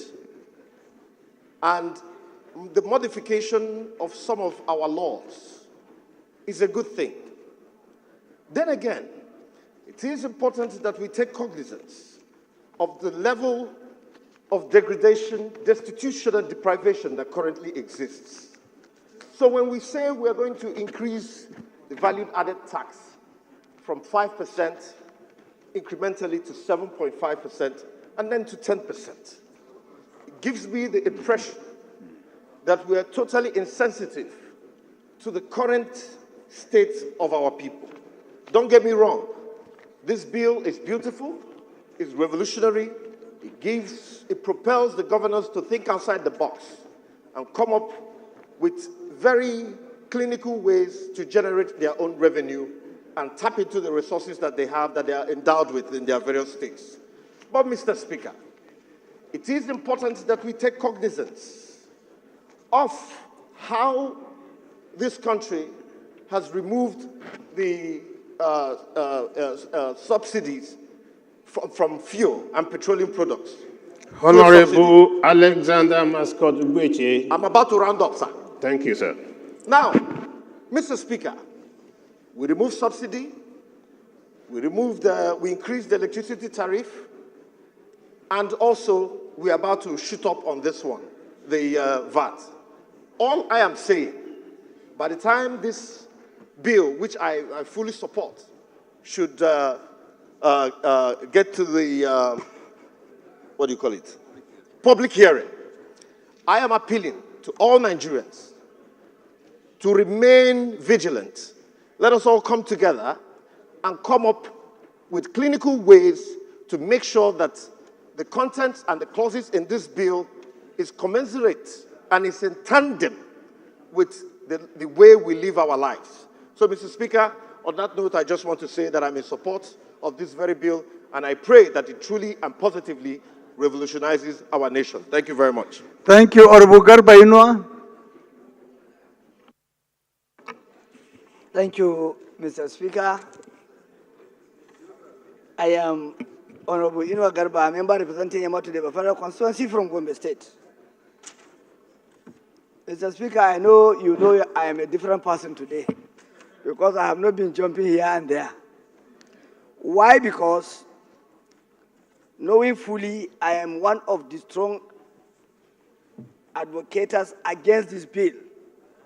Before now, I am confident that our struggle have started yielding results based on what the majority leader have said on which triggers the consultation to all the stakeholders from state governors, ACF, all other stakeholders, which bring about this suggestion that the areas that we are afraid of have been observed and to an extent has been cleared. Some. Let me appreciate Mr. Speaker for giving us the listening ears, for showing the leadership and way forward, by bringing us together to understand why we should understand the importance of giving second opportunity for second reading, so that all other submissions from stakeholders, from all quarters, in vertical and horizontal interest, will partake, will participate, will contribute during the public hearing. On this note, I'm calling, like my brother Mascot said, all and sundry Nigerians, now the bill, by the grace of God, if we do give Honorable Garba Inua, Honorable Garba Inua, please. For second reading, it will go to the public to give their best. So let them be ready. We'll be there with them. Lastly, Mr. Speaker, the essence and the fundamental of this bill, I understand, is to allow government to have more revenues. Let me make this appeal directly to Mr. President and all stakeholders in Nigeria. When this bill is passed into law, it will give Nigeria opportunity to have more revenues. That is more money. Right, Honorable. Let me... Mercy. Please, leader. I know you know what I'm going to say, which affects your constituency. Mr. Speaker, we have lingering issues which affect the economy of Nigeria, which are just 5. If these monies were raised, I want to make an appeal to government of Nigeria under Mr. President that should be up and doing in looking at the recharging of Lake Chad Basin is fundamental. There is economic viability. The oil exploration money will help. Confine yourself with the subject matter, project, please. Mambila hydroelectric project will support the economy of this country. Barrow Port project that has been abandoned will support Nigeria. Dredging of River Niger will revitalize the Nigerian economy. Please round up. With this, Mr. Speaker, I raise my case until we meet in the public hearing. Thank you very much. The next to speak is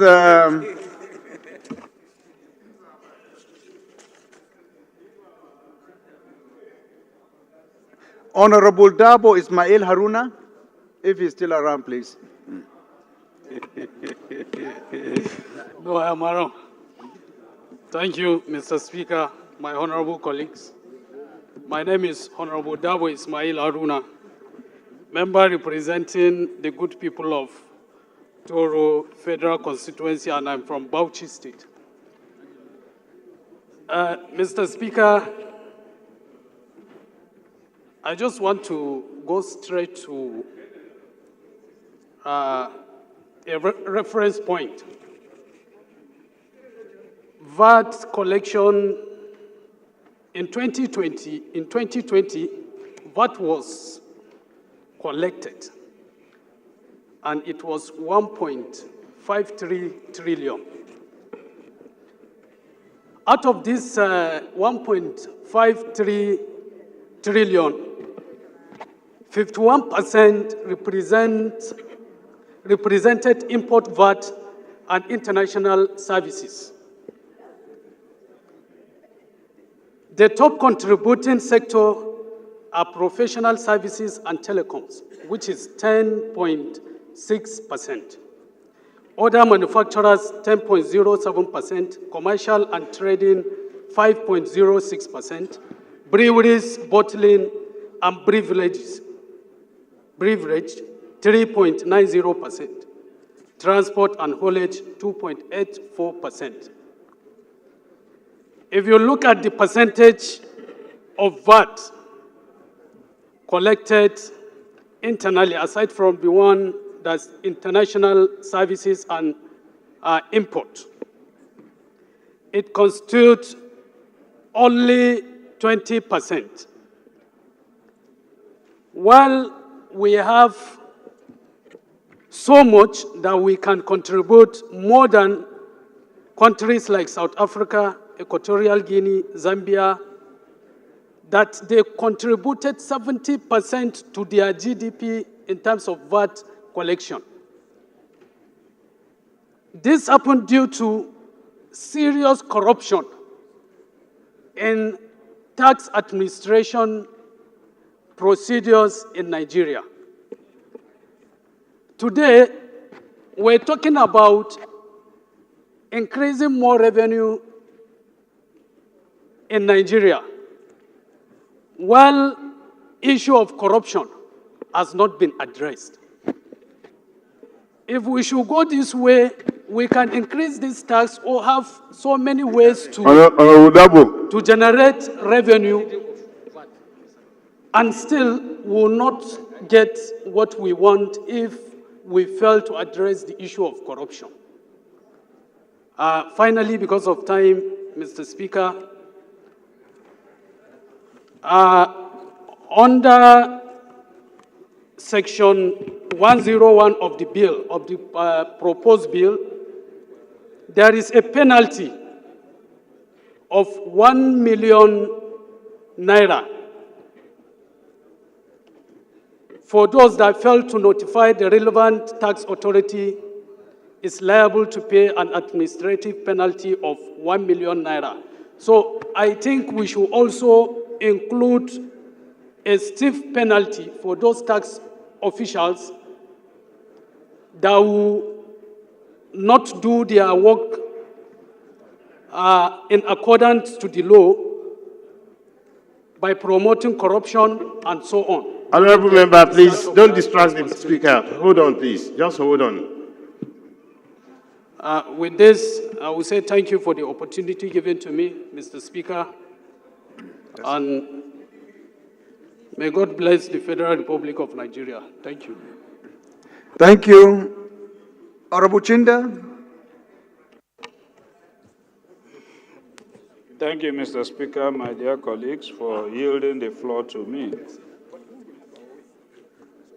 Mr. Speaker, my dear colleagues,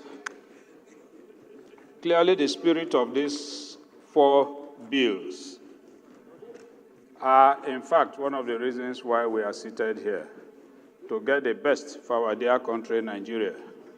These bills all seek to rejig our tax system, which we all agree ought to be rejigged. However, in every law, you have the spirit and the letter of the law. I think that we're in agreement that these bills, the spirit behind them, are good for us as a nation, but we have issues with some of the letters of the law. And these issues we have highlighted here, and I will want to adopt all the highlights thrown by my colleagues. I would not want to repeat them. Safe to say or emphasize on a few areas. We have incremental tax contained in the tax administration law, which is actually the one that appears to be contentious amongst the four. The question one will ask, rather than have tax increase, is it impossible for us to have a decrease of tax? And the answer is no. From all the indices we have seen from the government, including indices that has to do with reduction of inflation, we can have decremental VAT in this bill. And so I want to support Honorable Dasuki that we should look at reduction of VAT. It is possible. Aside that, all the other issues, both the issues of conflict with the Constitution and other laws, and then the issues of ambiguity, I believe that we can tidy them up. One good thing is that innovation is coming. It could be difficult, but it is desirable. And so whilst we oppose some of the letters of the law, we support the spirit of the law in toto. And as parliamentarians, we know the stage at which we can attack those letters and correct them. And we want to assure Nigerians that as we stand as members of this parliament, that those letters, we will monitor them as watchdogs and ensure that the letters are corrected as we have promised. I would therefore say that generally we support this bill, that we put the vote to enable this Honorable bill Kawoje, be to careful. the second Honorable reading. Jaji, be careful, please.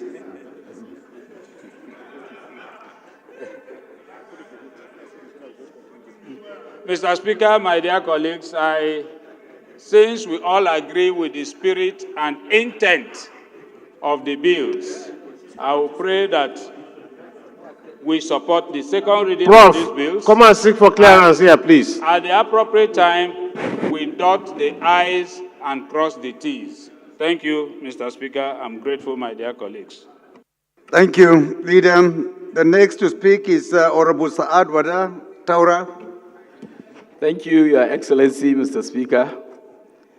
My honorable colleagues, I remain Honorable Saad Wada Taura, representing the good people of Ringim and Torpero constituency. I'm from Jigawa State. Thank you, Mr. Speaker, for the opportunity.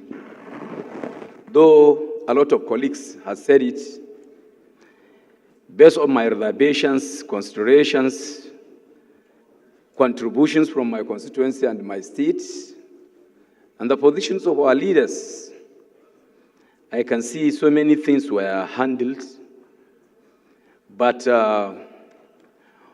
Mr. Speaker, considering the section 187, subsection 1 of the prohibition, the VAT issue, more especially on the agricultural equipment, the provision said agricultural equipment to be charged and applied on the VAT. Then later, the agro-business people, who we know, they are local, very common, Nigerians, more especially farmers from Torapero constituency and Teringim Torapero constituency from Jigawa State. Mr. Speaker, how can this, the way I look at it, cannot be applicable? The way we agree, we are giving comparison to countries like Egypt, Morocco, South Africa, in advanced United States of America. They are all in support of agricultural activities. But going by this prohibition is asking the business, agricultural business people to pay tax or to pay VAT. then later to apply for the refund of such amount of money. It looks so technically robust and difficult for our people to move in such a way, Mr. Speaker.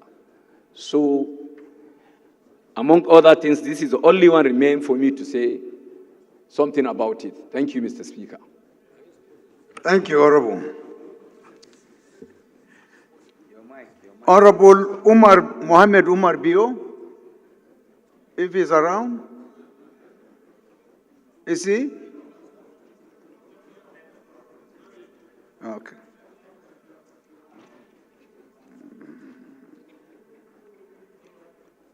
Honorable Dr. Awalu Gwalabe, is he around? Honorable Dr. Kaleja A. Paul, please, you have the floor. Thank you, Mr. Speaker,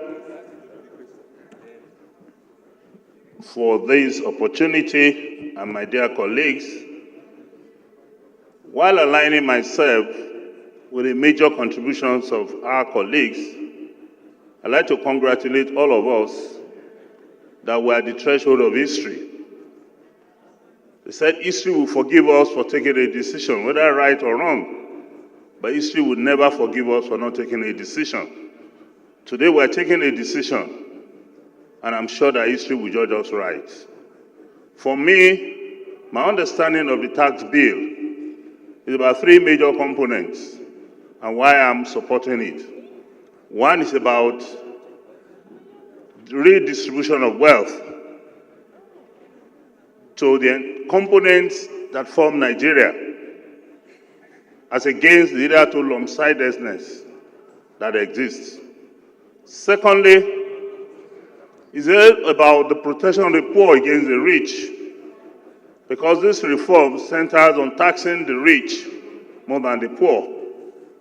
And thirdly, I understand it to mean enhancement of revenue for the country, which of course will enable us to do more on infrastructural development and will also enable us to cater more for our people.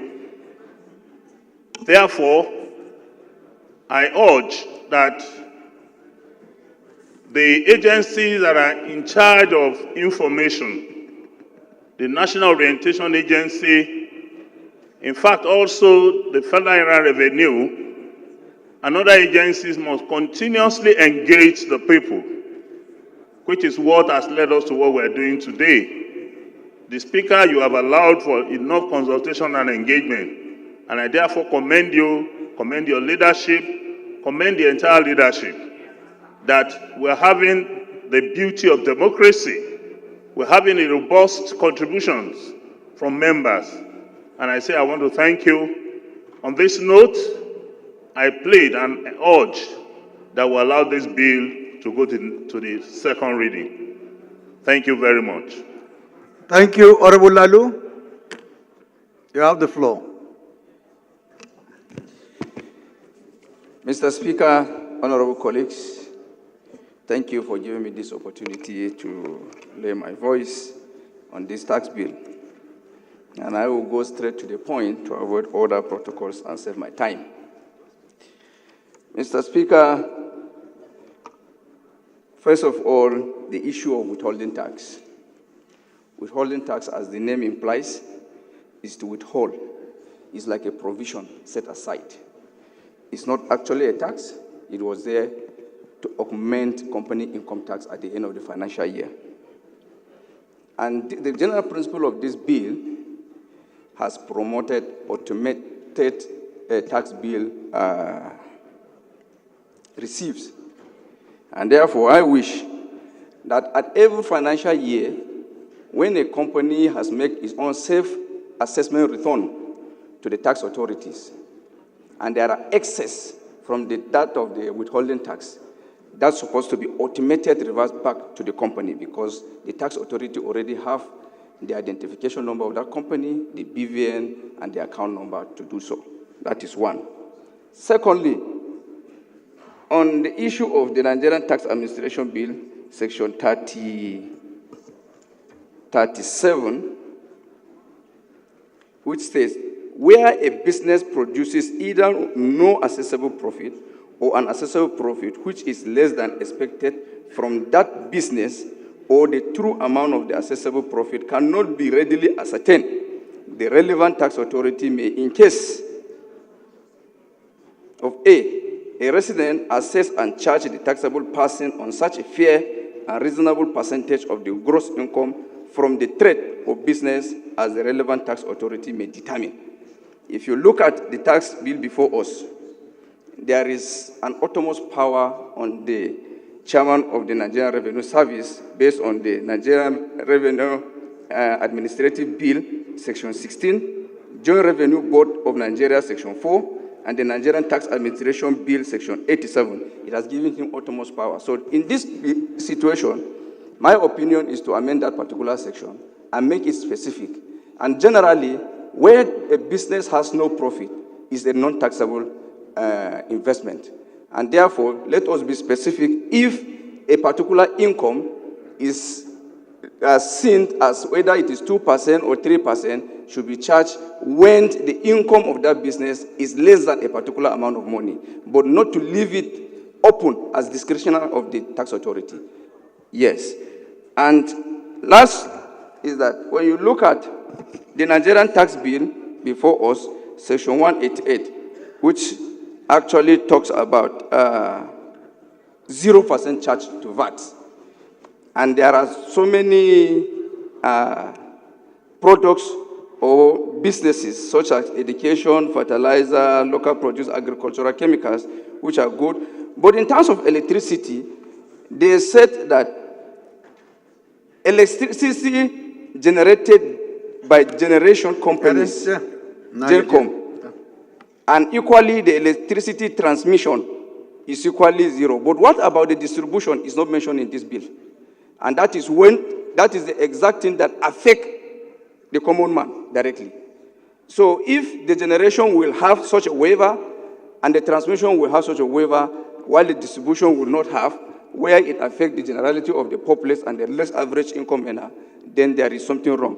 In my own opinion, this particular section needs to be amended and include the distribution in these particular exemptions. And lastly, if... You said lastly 3 times. Okay. So okay. Is it going to be the last? The final lastly, that one is semi-lastly.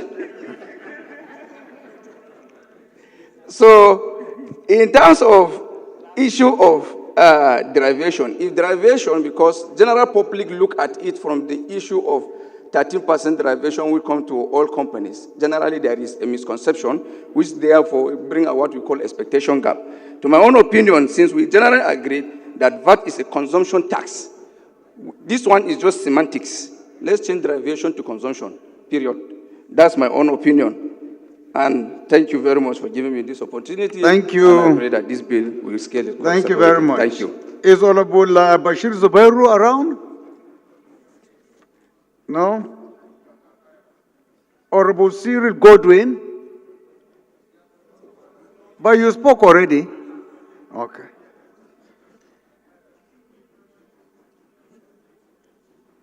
Honorable Clement Jimbo? Is he around? Very well, my amiable speaker. Thank you. My name is Clement Jimbo.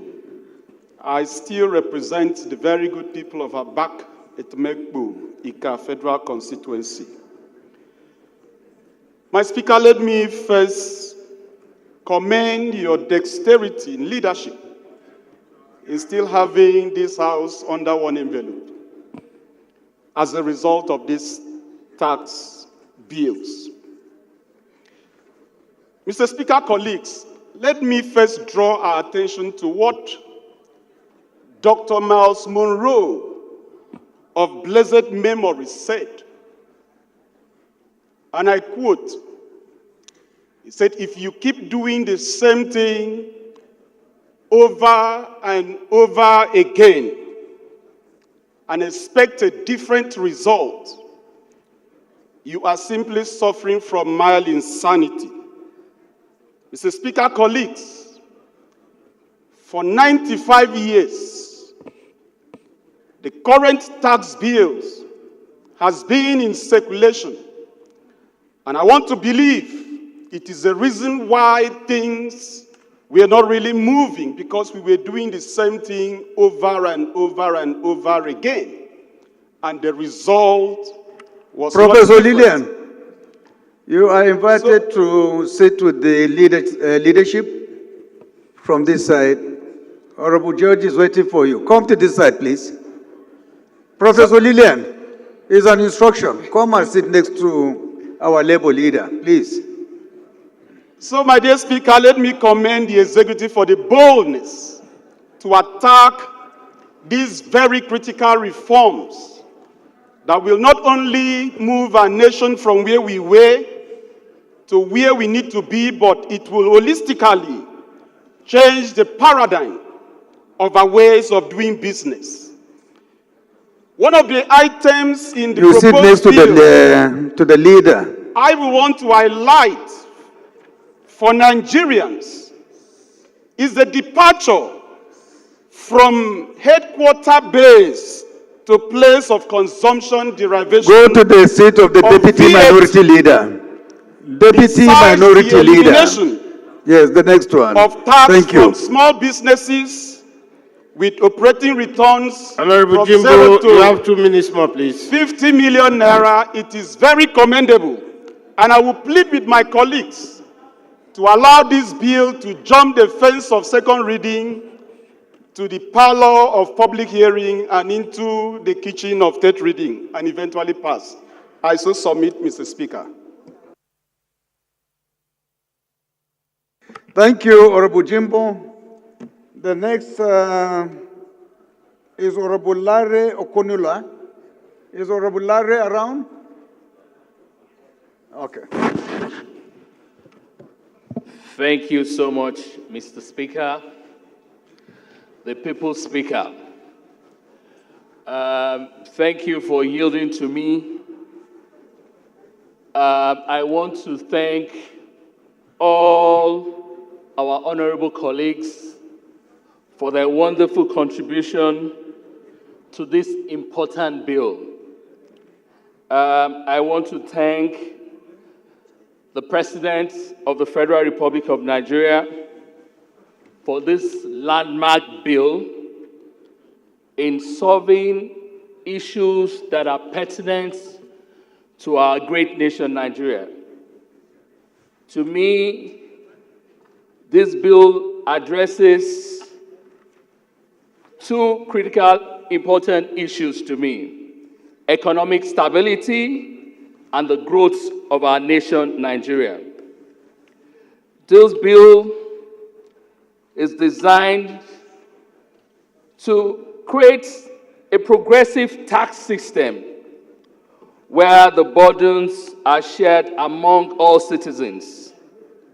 It streamlines the processes, reduces the loopholes, and increase the collections of revenues for our great country to service public services like healthcare, education, and infrastructural development. This bill promotes economic investments and creates a favorable environment for businesses to thrive. This bill is an all-important bill for the development of the next generation of Nigeria. So it's a critical step towards making this country stronger and more prosperous. I want to urge all our members, all honorable members, to support this bill. Thank you, and God bless you all. Honorable Kaji, please. The next to speak is Honorable Anemero, if he's around. Is Honorable Anemero around? Okay, please go ahead. Thank you, Your Excellency, Mr. Speaker, honorable colleagues. I am Anamero Dekeri, representing the good people of Isako Federal Constituency. Mr. Speaker, I would like to use this opportunity to salute Mr. President for the courageous step he has taken to reform our tax laws that has long been overdue. Mr. Speaker, distinguished colleagues, human society generally is dynamic, and so we expect the dynamism to be extended to the estate laws. Calling for this tax reform at this time cannot be overemphasized. Mr. Speaker, we hope by the time this tax bill is passed into law that the imbalances we have been experiencing for ages in our income and expenditure will be a thing of the past.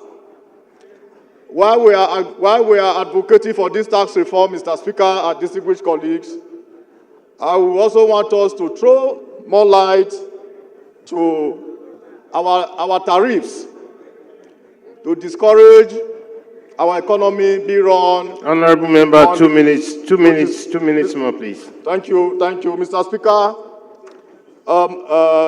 The time allocated is almost up.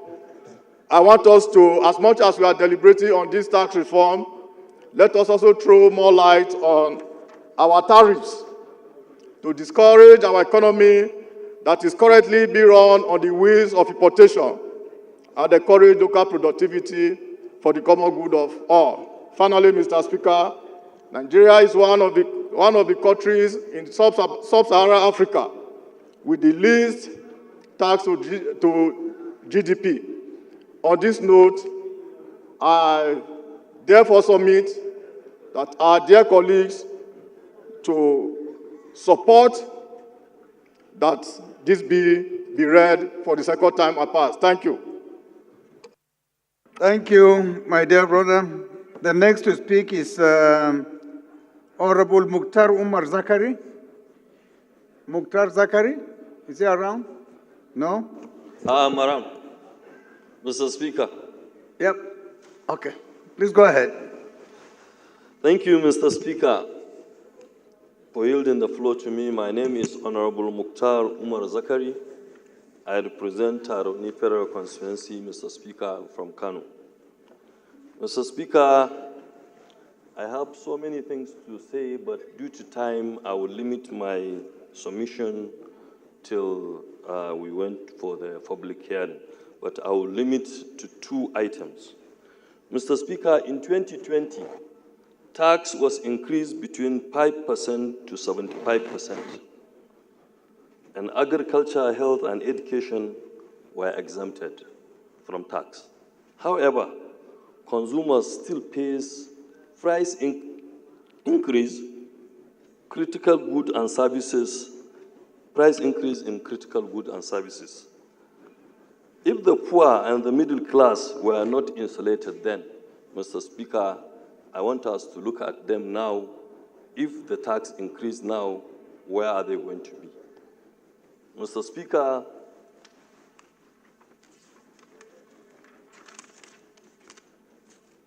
the tax committee argues that business with turnover below 50 million are exempted from charging VAT.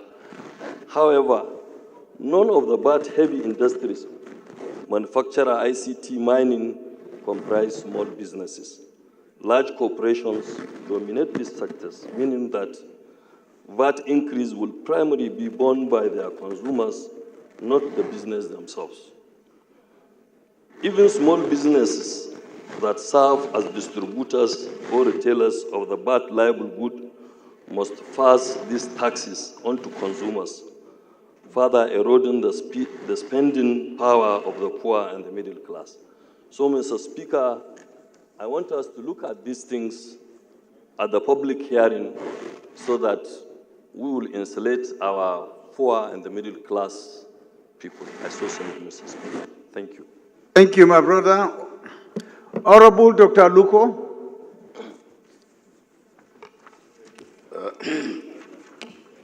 Right Honorable Speaker, the principal officers, ranking and distinguished colleagues.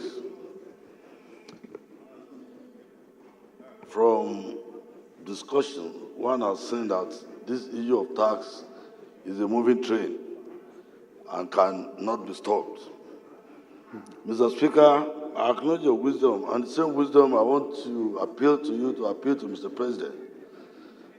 At the smell of the fact that the bill was taken to National Assembly, there was an increase in revenue, which necessitated Mr. President to increase the budget. In the same vein, for us to be able to explain better to our constituents, we want you to appeal to Mr. President to increase our capital project for our constituents to be able to understand us better. Honorable, please, restrict yourself to the subject matter, please. Yeah, it's part of it. In this spirit, I want to align that we allow it to go for second reading while we have what to tell our constituents the importance of the bill. Thank you very much. Thank you. Thank you. The next to speak is the leader of the youth, Honorable Alaw Akala.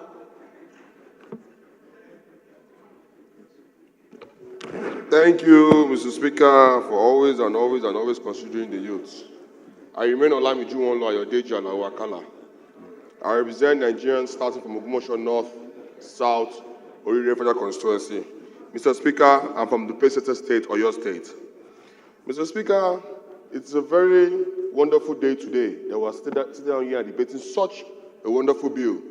A bill that will change the course of history, not just for us as parliamentarians, but as Nigerians. This is a bill before us that is going to drive the economic transformation and empower our citizens, and also enhance revenue mobilization while ensuring a conducive and competitive environment for investment to deliver sustained and inclusive growth.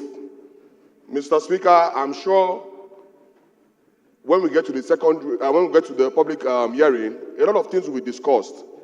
A lot of information will also be brought out, and we will meet with experts who will also discuss with us. But in generality of this bill, we can say as young people that this bill really brings out the impact of the government in our lives. Because if you look at the bill properly, you know that the low earners are youth, the low earners are young people. So you can see that this bill is really focused on us to ensure that we also benefit from the government as a whole. So we appreciate, Mr. Speaker, for your tenaciousness in presenting this bill and ensuring that we are not a rubber stamp 10th Assembly. Honorable Akala, 2 more minutes. Thank you so much, sir. By ensuring that we dissect this bill properly as parliamentarians and bring out all the necessary intricacies of the bill. Like the opposition said the other time when he was one championing it. But now we're able to merge together to understand that this bill is needed. No matter whatever it is, the bill is needed at this particular time in our history. Thank you, Mr. Speaker, for this opportunity to speak on such a wonderful bill. I appreciate this. Thank you so much, my colleagues. God bless you all. Thank you. The next to speak is Honorable Jeremiah Umaru. Thank you, Excellency. The Right Honorable Speaker, my respected colleagues. My name is Honorable Dr. Jeremiah Umaru, ACA. I represent Akwanga, Nasarawa, Egomwamba Federal Constituency. I'm from Nasarawa State. First, I want to thank you, Mr. Speaker, Your Excellency, for the opportunity to speak on this very important matter. This bill is coming at a time that the issue of revenue leakages has become very alarming and worrisome in this nation. Today, we have the issue of the 1% stamp duties alone, that if we are to look at it being addressed and proposal submitted, you discover that we're going to achieve a lot. From reports, stamp duties, especially in one sector, the oil and gas sector alone, there is a report that over 200 million USD is yet to be remitted, by companies in the oil and gas sector. We are not even looking at other sectors, just oil and gas sector. And this is not because of maybe their fault, but because of the act, the law, the stamp duties law, is archaic is old and so on, and most of these companies take advantage of this. So this today, I am specifically mentioning this because it has addressed, the proposal has addressed this act or law. And I want to support completely this bill and to also advise and encourage the government to ensure effective implementation of this law. 2 more minutes, please. And to also call on the tax authority, revenue collection agencies to strengthen their collection, accounting, reporting processes, because within the system, there are a lot of loopholes, so they should be strengthened. Mr. Speaker, thank you for the opportunity to also say a little. Thank you. Thank you. Honorable Akila Adi Abiodun is our next speaker. Thank you very much, Mr. Speaker, honorable colleagues. Abiodun Isaac Akinlade is my name, representing you as South Ipuka Federal Constituency, Mr. Speaker. I'm from Ogun State. Mr. Speaker, let me also join others to salute the courage of our president and also the maturity of Mr. Speaker and my honorable colleagues on the way we have been discussing about this bill. Mr. Speaker, I'm proud to be a member of this parliament. Mr. Speaker, to occupy a position of authority is to occupy a position of responsibility. You are a responsible leader, and that's why we are standing behind you today, because we believe that Nigerians must be great again. This tax reform is just about people, and this is people's parliament. When we look at 2 or 3 areas, this tax bill will increase the take-home of the lowest workers, because they will not pay again.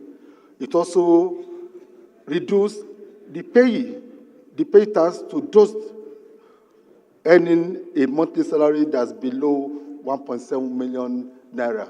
And these are the people we are representing here. Also, Mr. Speaker, in the opinion of the executive,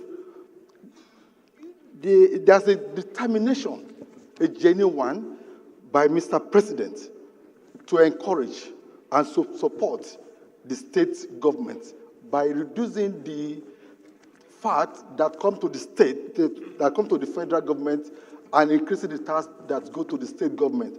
This in itself will increase the funds available for the state, and they will be able to take and do a lot of things for our people. My dear colleagues, I want to encourage us that we should allow this bill to pass through the second reading, and also that the Nigerians will have the opportunity of contributing their own quota when we get to the public hearing. Thank you very much, Mr. Speaker. The representative of the Chinese people in this Congress, Honorable Jafar. Thank you, Mr. Speaker. My dear honorable colleagues, my name is Honorable Jafaru Yakubu. I represent good people of Bali Gasol Federal Constituency. Mr. Speaker, I'm from Taraba State, and I'm here this afternoon to lend my voice on these very, very important bills before this hallowed chamber. Mr. Speaker, it's a notorious fact that reforms are done and have been presented all over the world. Reforms in the health sector, agri, economic. Mr. Speaker, I was opportune to travel recently to Morocco. I have seen where reforms in the health sector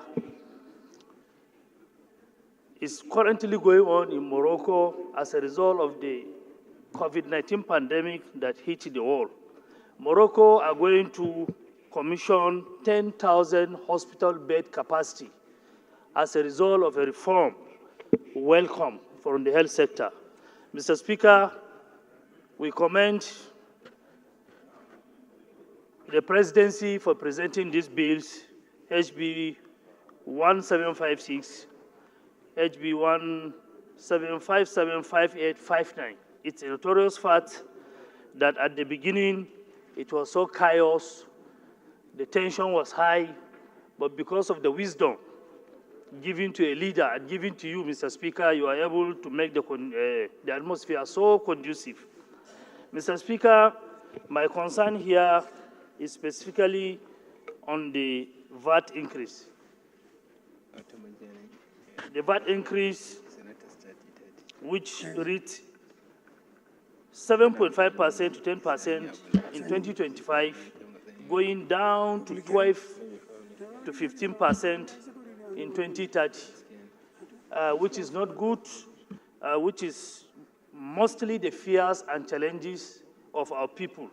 Mr. Speaker, that has been taken care by the Nigerian Governors Forum, and I'm here to stand before you to adopt the position of the Nigerian Governors Forum, because I personally spoke to my governor and he has asked me to adopt that position. Mr. Speaker, on the other side of the bill, there are Honorable Jafaru. ugly part of the bill. Honorable Jafaru. The beautiful part Just of the 2 bill, minutes Mr. more, Speaker, please. On the issue of the exemptions of essential goods and agri-products from VAT to safeguard, that will safeguard the welfare of citizens and promote agricultural productivity. Mr. Speaker, I hereby support in totality the passage of this bill, the second reading of this bill, Mr. Speaker. Thank you very much. Thank you. Honorable Peter Ifeanyi.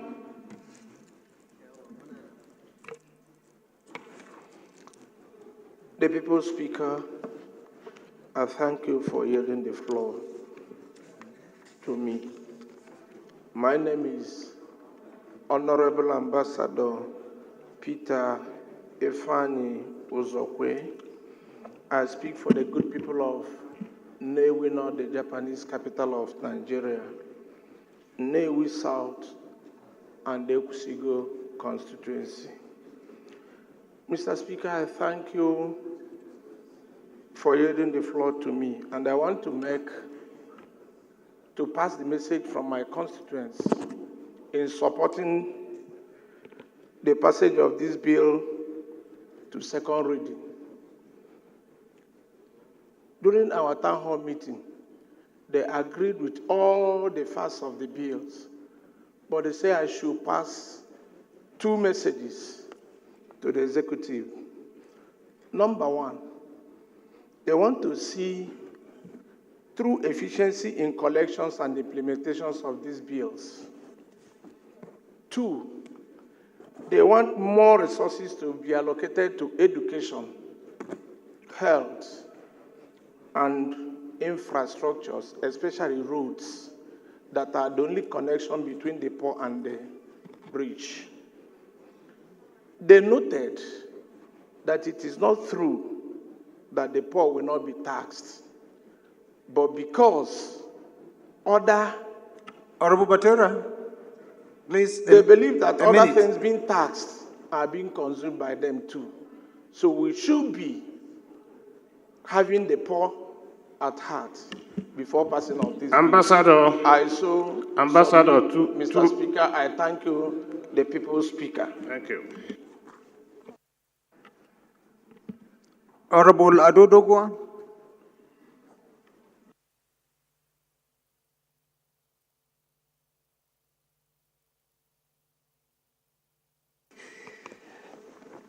أعوذ بالله من الشيطان الرجيم بسم الله الرحمن الرحيم وصلى الله على نبي الكريم. Your Excellency, the Speaker, my respected colleagues, members of this great assembly, I am Honorable Ado Dogwa.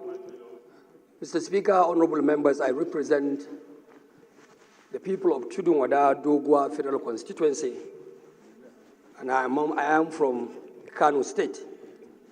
Your Excellency, my respected colleagues, I think I will have to adopt the approach by most members that today, given the sense of responsibility and looking not only at the body language of members that are seated in these great chambers, Mr. Speaker, that the mood here is not only solemn, but it is patriotic. Our members have really exhibited a great sense of patriotism, dedication, and commitment to actually discuss a matter that is, of course, of very critical importance and relevance to the welfare and well-being of our people. Mr. Speaker, like I said, the strategy adopted by all of us is to, first of all, commend you. Mr. Speaker, I repeat, we commend you. We commend you for the legislative diplomacy which you have actually inculcated in the discharge of your duties as the presiding officer of the 10th House of Representatives. This diplomacy, Mr. Speaker, is what has kept this House under one roof, united. Mr. Speaker, it is this experience and this sagacity that has made possible a very pleasant and palatable discussions of these important bills on the floor of this House with everyone flying on the same page. Mr. Speaker, I want to repeat that today I stand a proud member of the 10th House of Representatives under your watch. I am proud because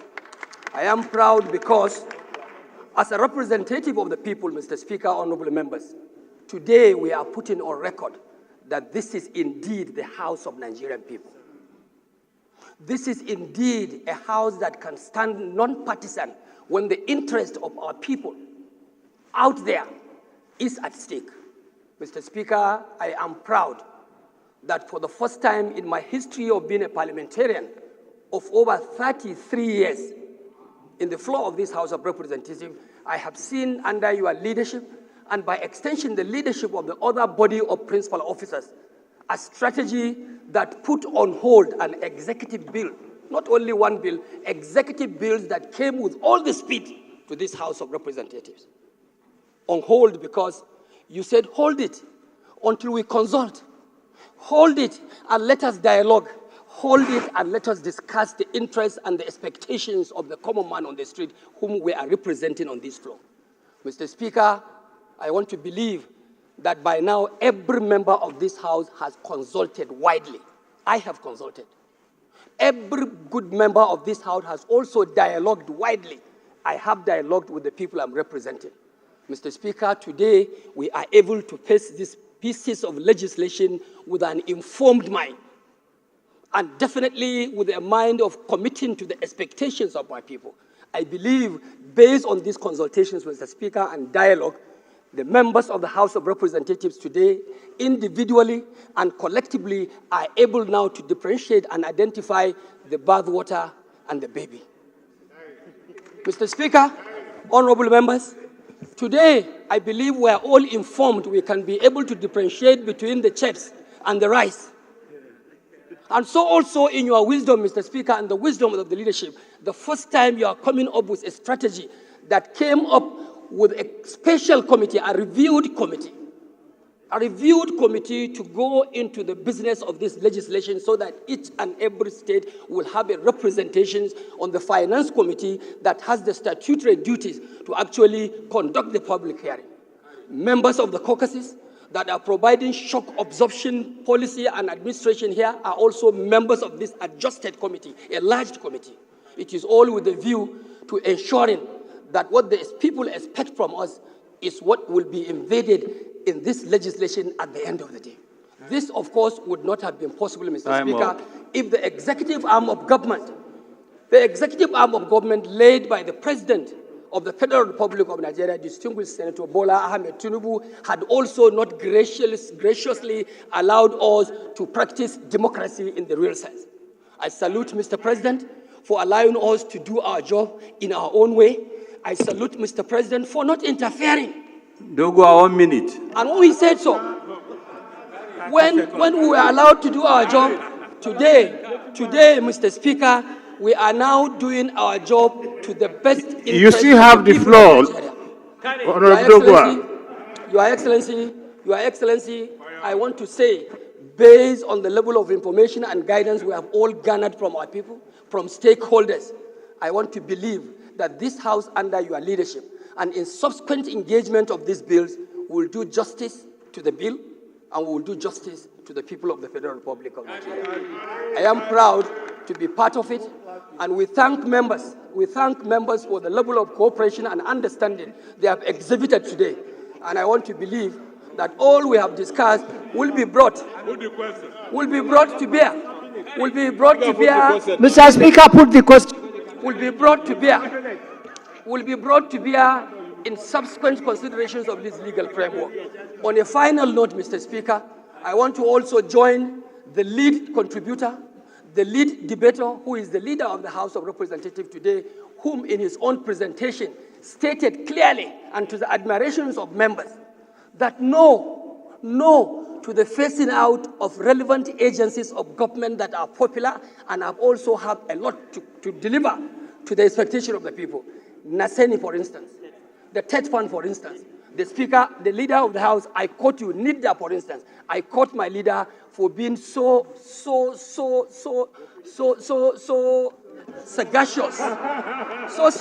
to say that these agencies will not be defaced. They will remain to continue to serve our people.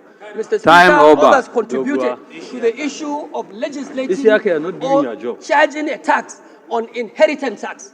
This is also a no-go area. Our people have agreed to address all these gray areas. And we thank the Governors Forum. We thank the Governors Forum for their interface with you as our leader and their subsequent interactions. Honorable Dogo, 3 minutes more, sir. 3 minutes more, sir. Individual members, sir, to be able to arrive at this development at this moment. And even for those of us who do not have governors, but we have God in our state, we have contacted our spokesmen, the linkmen. My linkman to my governor is Honorable Madaki and Honorable Kabiru Rurum, and they have told me that my governor is on the same page. So I want to say, with all sense of commitment, that this House and honorable members that are seated here, we should allow this bill to go for second reading. And like my colleague has said, at that point, we will be able to actually tidy up. And we hereby promise Nigerians that the best will come out of the bill in the larger interest of the Federal Republic of Nigeria. May Allah subhanahu wa ta'ala continue to guide us, and may God bless the Federal Republic of Nigeria. Mr. Speaker, put the question, please. Thank you. I don't know our Robert leader, the former Deputy Speaker, if he wants to contribute, or if what our leader has said has covered all his areas of concern. But let's make the offer to him. Honorable Idris Ahmed. Your Excellency, Mr. Speaker, respected colleagues, my name is Ahmed Idris, representing Wasai, Federal Constituency Plateau State. Mr. Speaker, respected colleagues, I want to believe that on this very important bill, all had been said and all concerns addressed. And like it has been said, through your good leadership on the consultation that was done is what gave us the enabling environment and what we are doing today. And the trust that people have given, believing in your capacity and your ability, I want to believe that Nigerians will go to sleep. This is very important bill that have almost caused division in the House in terms of understanding and our political landscape. But God, in His infinite wisdom, have guided you in handling this matter, resolving the matter between us, other stakeholders, behind closed doors. I think what we are doing today is both ceremony. I want to believe that by the grace of God, the public hearing will be done in a very good manner and will return report, at least from the statement that was mentioned, just like Adodogo mentioned. Immediately he mentioned this. I keep saying there's no need for any other contribution. Reason being, all the areas that are gray, that are causing misunderstanding, the leader in his submission, which forms part of our votes and proceedings of today, said and clear that these areas are no good. Mr. Speaker, I was once a desk officer of Education Trust Fund. And I will say with pride that I was part of those in 1992 that struggled for Education Trust Fund, which now translates today to what we have as TED Fund. And I know the benefit. And as a desk officer, I can tell you for free, go around the country. 90% of institutions are developed capital in terms of infrastructure with TED Fund. and there's nobody that can take away that. So the attempt by those who do not possibly understand well to take off that one is like killing education. That the government have addressed, and you in have agreed to step down some of those things. I believe it's done out of patriotism, not out of ego. It is in the interest of our own country to have these institutions in existence. Neseni is one very, very important institution. If you go around the country against her, see their work in terms of research, nobody can take away. And I believe we need them, and we need all of them. We need all the institutions. Like my brother said, the issue of inheritance, taking tax on it, for me as a Muslim, it is prescribed for me in the Quran, and the freedom to practice my religion is guaranteed in the Constitution. So that submission in the Constitution or provision is what is making some of us to say, no, it is guaranteed. And so, in provision of inheritance sharing, there's particular form. Nobody will take that. If you do that one, you are causing chaos. And I want to believe, yes, these are some of the things that happen in advanced countries, but we differ in culture, we differ in background, and I want to thank you for what you have done. What you have done and what we have gotten today is not only bringing our coming nerves within us, but including the nation. And I want to say that you have done a lot, and the country is going to benefit. May Allah subhanahu wa ta'ala make it easy for all of us. May He guide us as we go further. I want to believe that with the horse trading that has taken place, everybody should go to sleep. I think this is more of a confirmation that we should give. Thank you very much, Mr. Speaker. I support that I will go to the secretary so that this Thank you very much. Honorable Falake, I reserve the last session for you, being the chairman of the committee that will coordinate. So you have the floor. Thank you, Mr. Speaker. My name is James Abiodun Faleke. I represent Ikeja Federal Constituency. Honorable colleagues, I appreciate the Speaker for giving me this floor. I want to say thank you to all the members. But particularly, I want to thank the Speaker for using his God-given talent, humility, to enable this session to have happened. I remember the day we started these debates, it was like the house was going to fall apart. But here we are today, everybody's on the same page because of the way and manner you have conducted it. I appreciate members. All the issues raised, I have noted down. And I want to assure that the public hearing will take note of all these issues, and when we do come back with the reports, I'm sure all the issues raised will be accommodated. I appreciate all the leaders. I appreciate you, the leader of the House. Thank you for leading us well, and thank you. God bless Nigerians. Thank you very much. So without any waste of time, we go ahead and put the question. Those in support of this motion should say aye. Aye. Those in support should say aye. Aye. Those against should say nay. That is it. Thank you very much. Clerk. Mr. Speaker, point of order, sir.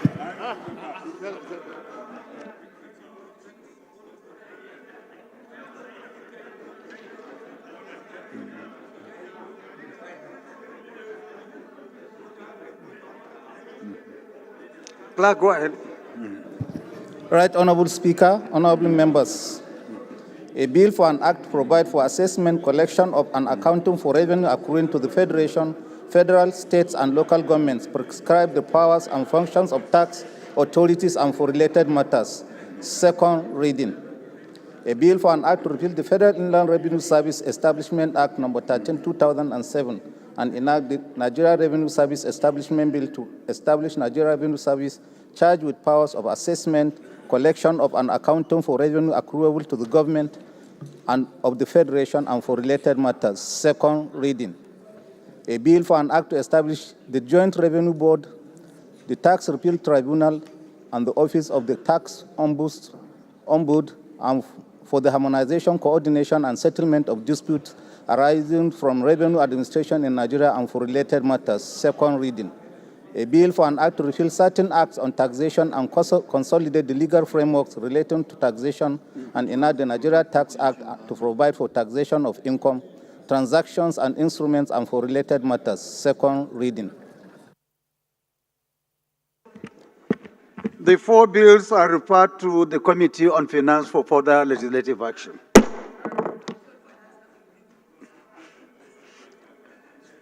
It's not public hearing this time around. It's public hearing that we are going to have additional. But the referral is to the Committee on Finance.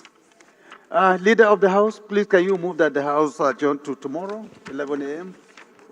Mr. Speaker, I was enjoying the oratorical fecundity of my colleagues, and I wish we could continue till about 4:30. If you want... But since you've asked me to move for adjournment, I rise to move that we adjourn to tomorrow, same time, same venue. I so move. The minority?